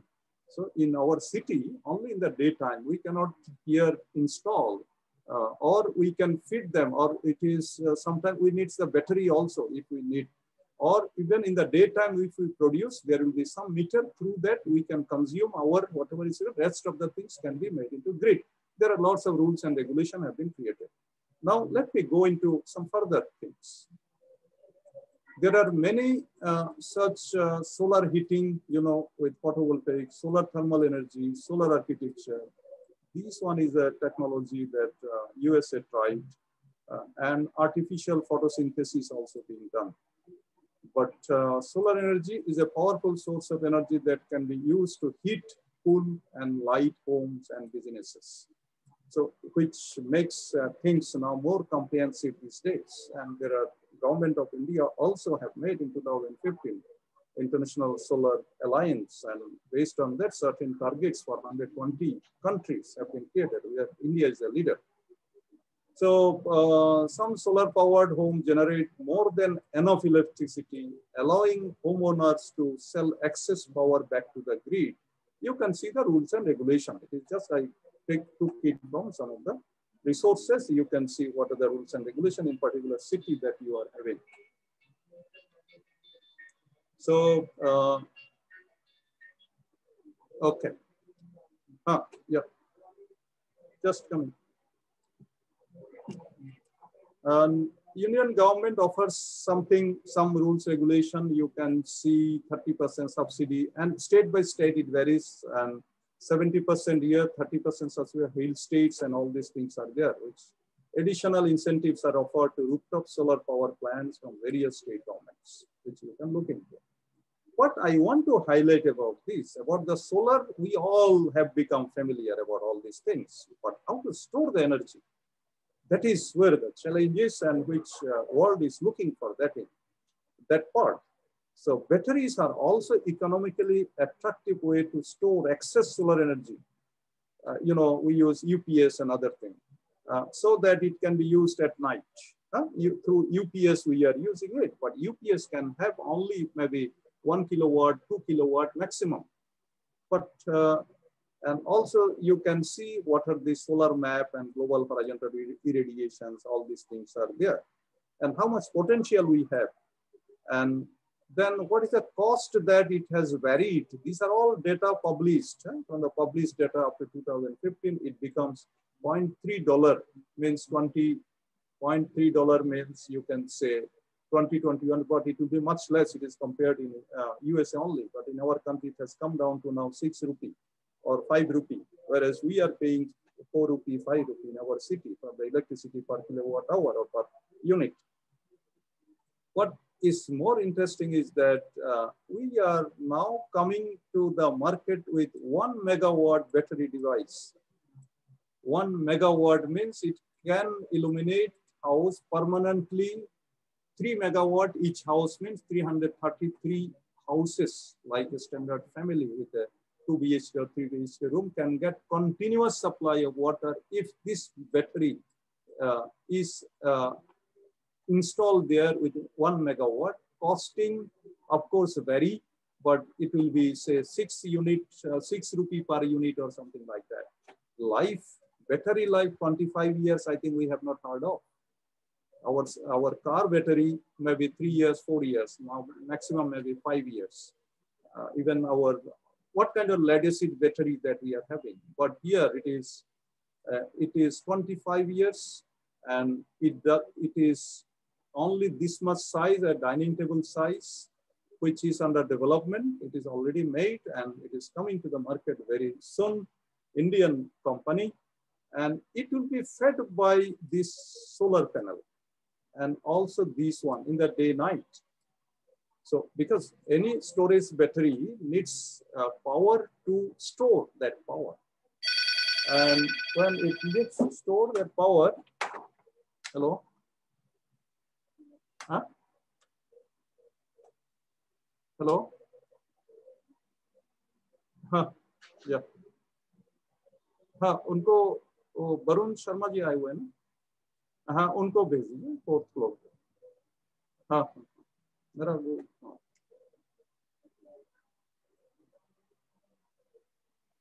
हाँ, hello, मैं professor Ghosh और मेरे पास आ रहे हैं NIDM. ठीक है. Okay, sorry. So now the thing is having this battery which is portable. See, solar panel cannot be made portable. Solar panels have to be fixed in the rooftop and anything. But here this battery is portable. This is also portable.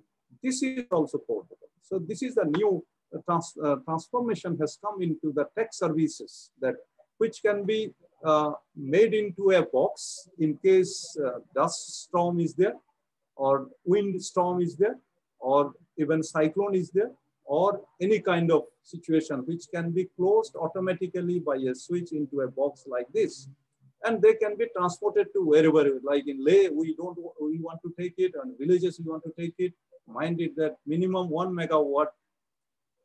So that is a kind of new market has come up. Everybody for the last 50 years, people are looking for such kind of device. It is, मुझे गर्व होता है कि Indian ने बनाया है, scientist. Indian ने बनाया है, it is coming to the market very soon.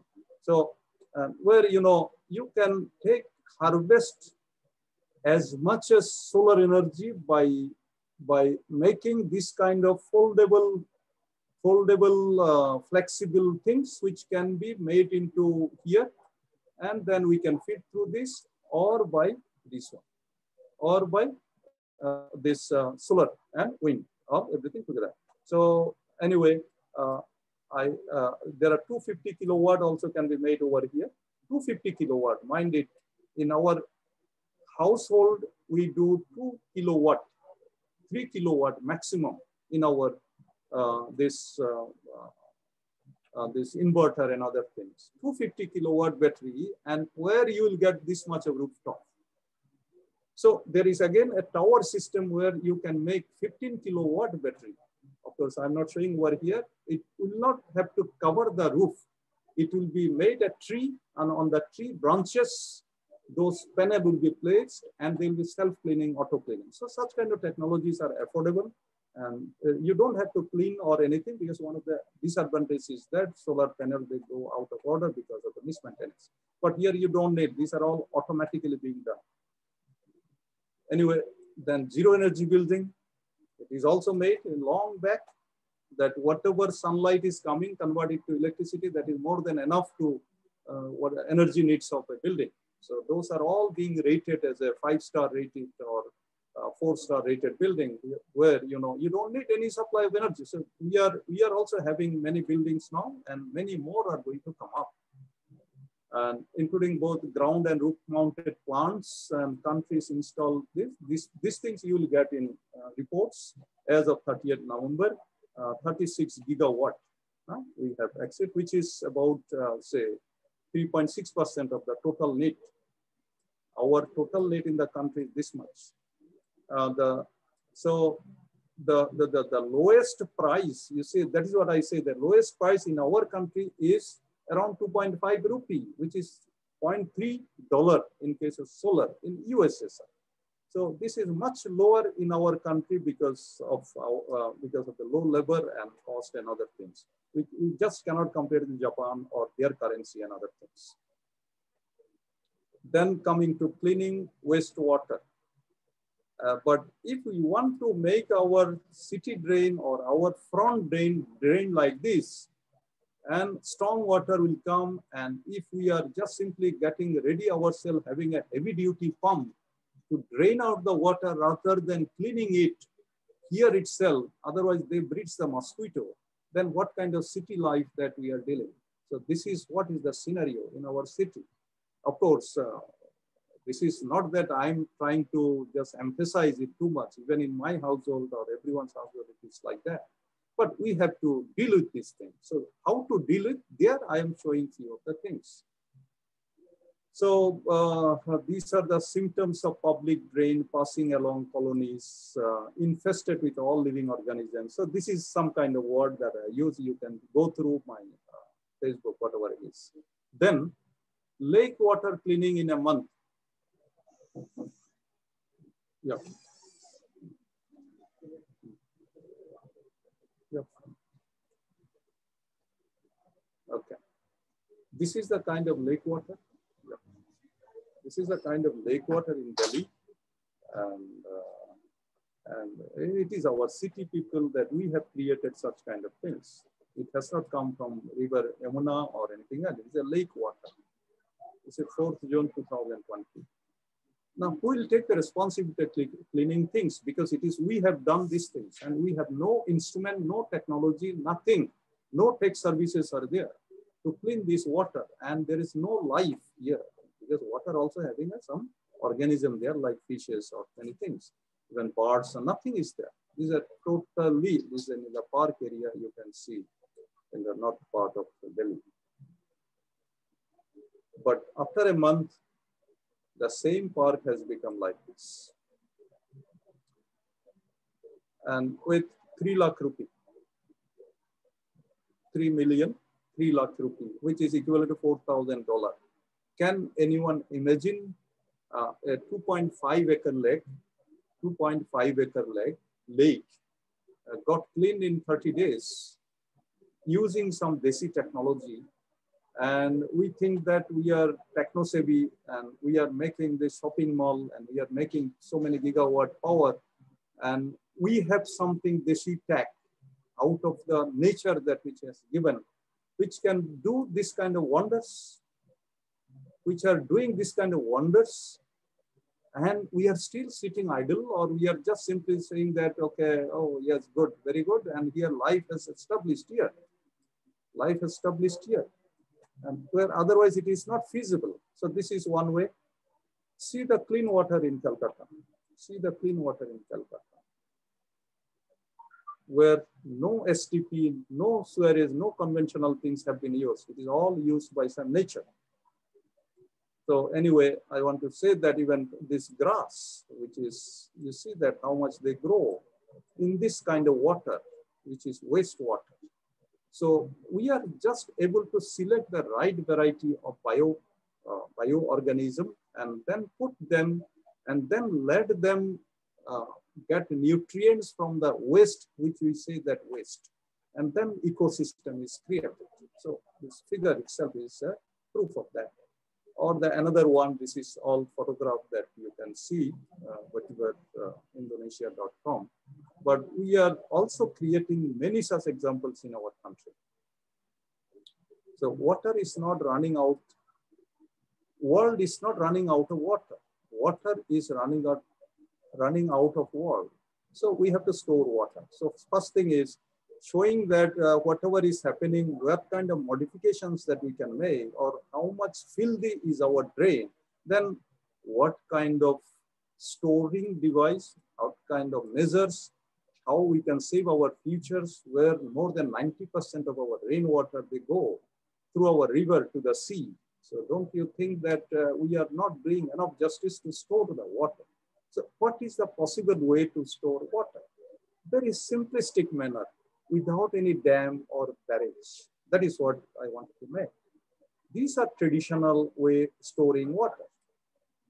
You see, and there are a lot of objections these days because, you know, obviously all of us we are familiar with, because they are inundated like what happened on February 7th in Chamoli and other things, because we tried to store water and other things. So these are no way affordable and public, and our Apex Court or Supreme Court or Environmental Committee, Forest Committee, they are not going to allow to make such kind of dam, even though we get a lot of return from the dam.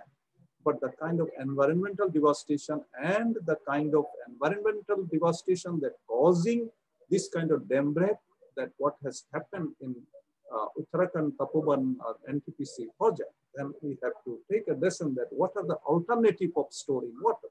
So few, again, simple example. We do not get water over here. So we have to recharge the groundwater. There are ways to recharge the groundwater. But at the same time, here you can see when it rains for 15, 20 minutes, here you can identify that this is the drain with the manhole cover, which got choked. Then who will come here to get this? Then geotextile that which I have shown, which is used in the filter, that can be used here as a layer over here. Then it will not get choked. At least no dirty things will go inside the drain, and that will save our drain for entire season without any clogging. Then it will start flowing. It will start taking the storm water through that. Or how many of us really take or increase water flowing capacity of the river by providing such kind of drains, or see that how these habitations have been saved. These habitations have been saved, how, in what manner? Primary, then secondary, then some water is being allowed. So these are all nicely practiced in our profession. So in an area, whether it is village or in urban area, low-lying area, there are some natural way to stop water, to control water entering into our habitations. So these things that we have to inculcate. Or we can put sandbags like this. We increase the capacity, flow capacity of this river stream, or even a lake and everything, by raising this in this manner, which is very quick and very fast and very cost effective. Or even we can save a facility like this by providing this kind of wall that we, where a running hospital or office building, we don't have to shift here. So we can put for a day or two or whatever it is, we can take appropriate measures and we can take the risk that a controlled way of water that not entering into there, or even if it is entering, that can be pumped out in a systematic manner. So these are the coastal area. Just I go quickly. Even in the coastal area, also we can make our road like this, using dredged material over here. Or even such kind of bag we can create. You can see water is here, nothing is here. These are all quick fix arrangement that we can save our facility and everything. And this live example, you can see how much it is being done, or you can see how it is being done, or this can be inflated with water so that water doesn't enter into our area. Or even we can make a road functional by not allowing water to come over here. So anything that you want to make, it is available. Only thing is that we have to think over that. So, okay, what I want to say that here it is a column. I often show this one. It is very important to put a pillar here. But here it is not there. But same one, when it is finished, you can see it is like color is made in such a way that it is a pillar like is there. So which is dangerous, which you can see that if you don't give column, what is the earthquake that causing over here? So this is the proof that earthquake has given to us. Even then, if you don't follow, then who is at fault? We have to provide these things, which majority of the construction we don't provide. We have to provide this kind of things in construction, we don't provide. We just do it because somebody told. If it is not there or expert is not there, someone is just leave it like that. So we still just like a helmet come motor driving or anything system that we follow in our construction. This have to be come over here. This rod has to come over here. This rod has to come over here. Just 1 feet we have to make extra. Otherwise, these are all bogus construction in our steel building. And then you see that car crash. We can believe that why it is happening. See, so many cars are got crushed. But we still make such kind of steel houses because we have to accommodate our cars inside for a multi-story building where you'll find the car. So, but how to save such kind of buildings? How to live with steel floor, isn't it? We are living, everyone, many of us, we are living in such kind of multi-story floor. So the question there, how to save? I'm not here to make you scared about that. But we have the lesson. You have seen here also. These are all lessons are there. So, and here is in Bhuj earthquake, the floor has gone. We have also buildings like this where this kind of crossings are there, which are done during construction itself, still having the car without disturbing. So what is to be done is that even we have experimented these things, that why simple frame building, 6-story building has failed all in a sudden over here. So despite, so this building will fail here. So what measures to be taken? What measures to be taken in such a building like flat, where red colored area is simply a brick wall, which any mistri can do, and they are doing, and only brick wall has to be done so that car parking remain intact. And this is a septic tank we construct. This is also septic tank kind of thing, use a membrane, geosynthetics membrane. This is a conventional one for a flat or for a single story building. It costs minimum 2 lakh rupees. But if you buy this 1,000 liter or 2,000 liter, which is maximum 6,000 rupees, it can still serve the same purpose that what this one is doing. So this material, they are saying they are only customized to make a water tank like this, which are available even up to 5,000 liter, even up to 10,000 liter also, even 250 liter also is available. So there should be an alternative to this rather than spending 10 times more than, 20 times more than what we have been traditionally making, that we can make use of this thing, make a pit and put this one, and very easy constructions that is, this can be done.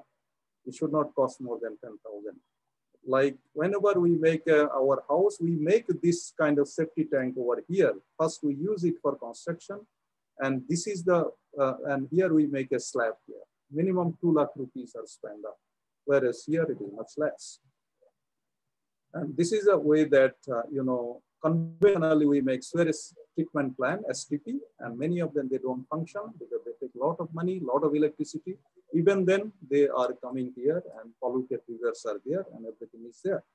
But, you know, our Indian scientists, they have made the biodigester, which are now being used in many of the trains also. And what gives it out is simply plain water. No such sludge, which you have to clean every 10 years, 20 years, and not ordinary people can do. So what it does in the digester is that only it gives, it doesn't have any biodigester tank, every household. It will not have any kind of sludge. It will give only clean water as an outlet. No sludge, nothing is there. So no STP, no manual scavenging helps in cleaning river. So in our city roads, if you see that, this is mulchand, and you see, but we also see at times it happens pumps go out of water, and such kind of things happens. So what to do with this? Then we have to make rainfall and runoff estimates and everything we have to check. And of course, I'm going little fast, and how much water goes as a runoff, storm water, how much it carries, all calculation we know. And so it is the rainwater harvesting. And of course, it goes without saying, it is precious, essential, and a biotic component of the ecosystem. And these are now mostly customized, ready-made roof water harvesting system that we can make it. And you can see many such examples. I have taken the net, but these are done more than 10 years, 12 years before. But I would say that who belongs to this area, please, you can respond whether they are functioning or not right now. Because it is you to check, because it is for the community awareness, you to check whether they are working now. When they are not working, then go for the alternative one, which I am suggesting over here. And we can become an agent, a change in our own locality. Because instead of taking names of government or Delhi Jal Board or, oh, not more than 40 minutes water comes, what to do? We can solve our things. Good examples are there. Good examples are there. And of course, these are all more sophisticated way of storing water and level and everything can be checked. Of course, this will be a little bit cost because you have to put the pump and everything. Pump, of course, doesn't cost more than 5,000. So these things can be arranged over there, but not everyone we can do. Also, we can store water in an open pond like this. Or in Japan, you see, they can store water even from here also. Porous pavements and everything they do. You see, these are all porous pavement. In our country also, we have started now making many places porous pavement, which will pour the water and they store over here. They don't bring or they don't desalinate their water from the sea.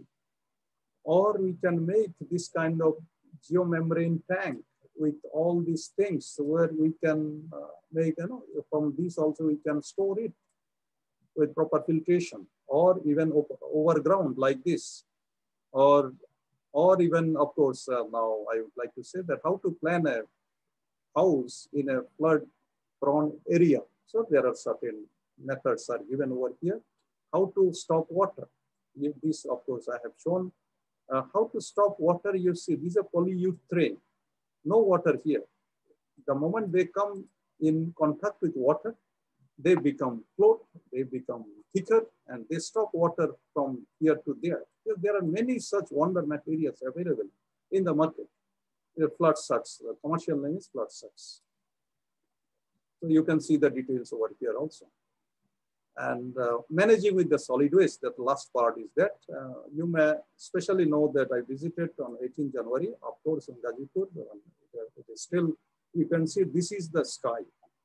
And this is the sky, and also you can have a smell. And this is a city that we are living. And it has become a living culture now in this way. So what to do with this? Of course, we have been doing a lot in landfill cross sections, NGT and many stalwarts, they are making plan for investigation, for changing it to energy, or even so many things, even in the roads, there are specifications, and then containment facility, covering them with the green cover. So there are multi-million or billion-dollar plants are going on, or incineration, burning them. But what an eco-friendly way that already world has created to store them, get energy and supply that and use them, collect the leachate and clean them, and all these things are there. Last of for a test. Waste is not all waste. We can make an energy also. So this energy, electricity generated from there. This is where that there lots of gameplay is going on. Technology is true. Okay. Finally, to live with the nature, we can grow grass wherever we want, any kind of grass. We can grow grass wherever we want with the mixture, and that mixture is there. You don't have to put a manual lever on that. You only throw them and it will grow.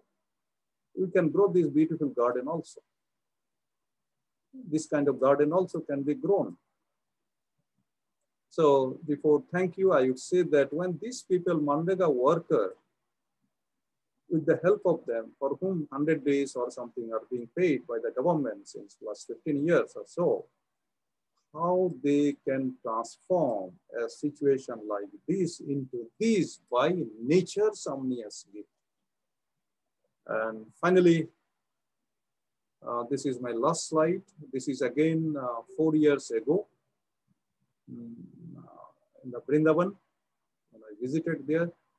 And of course, it is not unseen. We know all for centuries and more, these grand old living parents of many stalwarts, experts, scientists that might be adoring various positions in the country and abroad have been banished to some of these sacred places of the country, whose existence for the remaining life are mostly eulogized by chanting of holy names and begging on the street.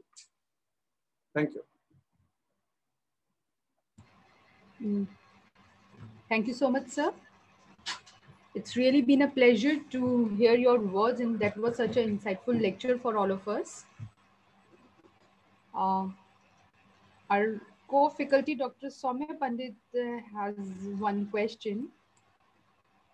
That what is the future possibility of hydrogen and fuel-based economy in India for transport sector and decentralized energy purpose?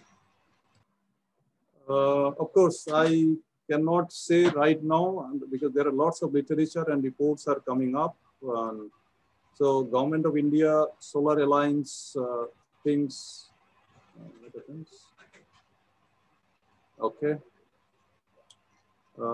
You can go through the report by Ministry of New and Renewable Energy, and where lots of policies are being made. And even a few days back also, that tractor in our country is being run by biofuel, and even some of the biomass is being used in making ethanol, and then making even truck and other things are there. But as far as hydrogen is there, of course, many countries they have felt it that hydrogen is the ultimate, and it is of course it is the ultimate one, which is only storing is a problem. Conversion of energy when reacting with oxygen, and then heat energy, and then energy that it helps in making heating water. Those technologies are known, but now lots of innovations, experiments throughout the world, not only in India, is going on. Of course, International Solar Alliance is one way that we are taking solar energy, and side by side hydrogen energy, and even water is being used also to electrolytic method. The water is also used for even driving cars in many cases.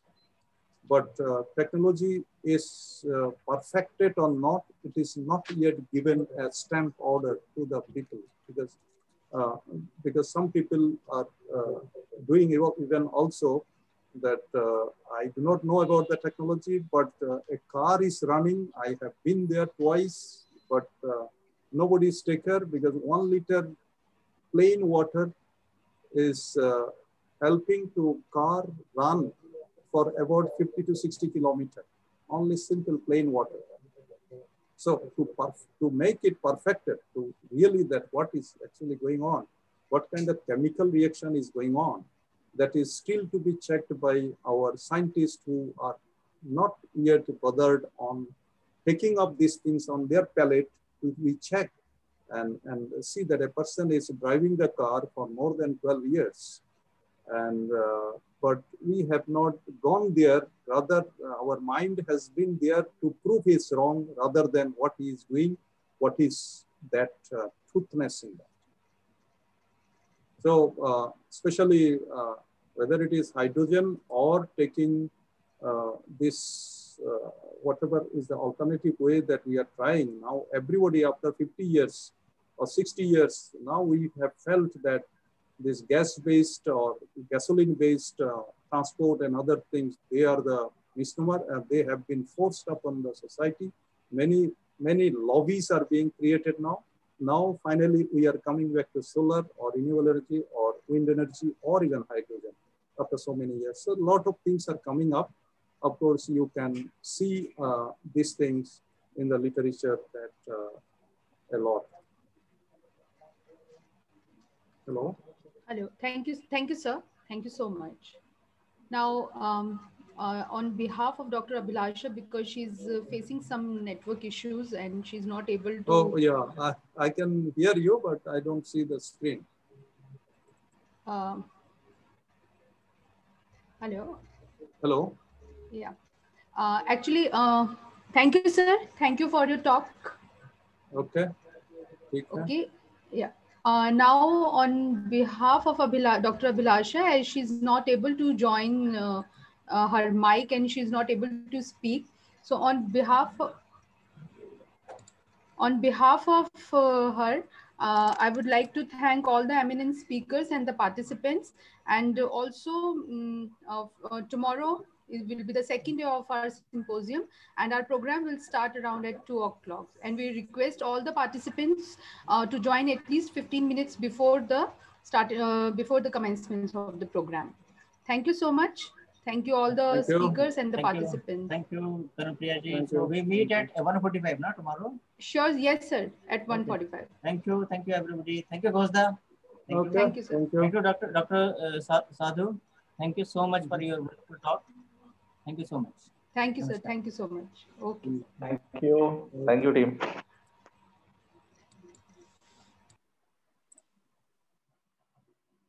Let's see. Let me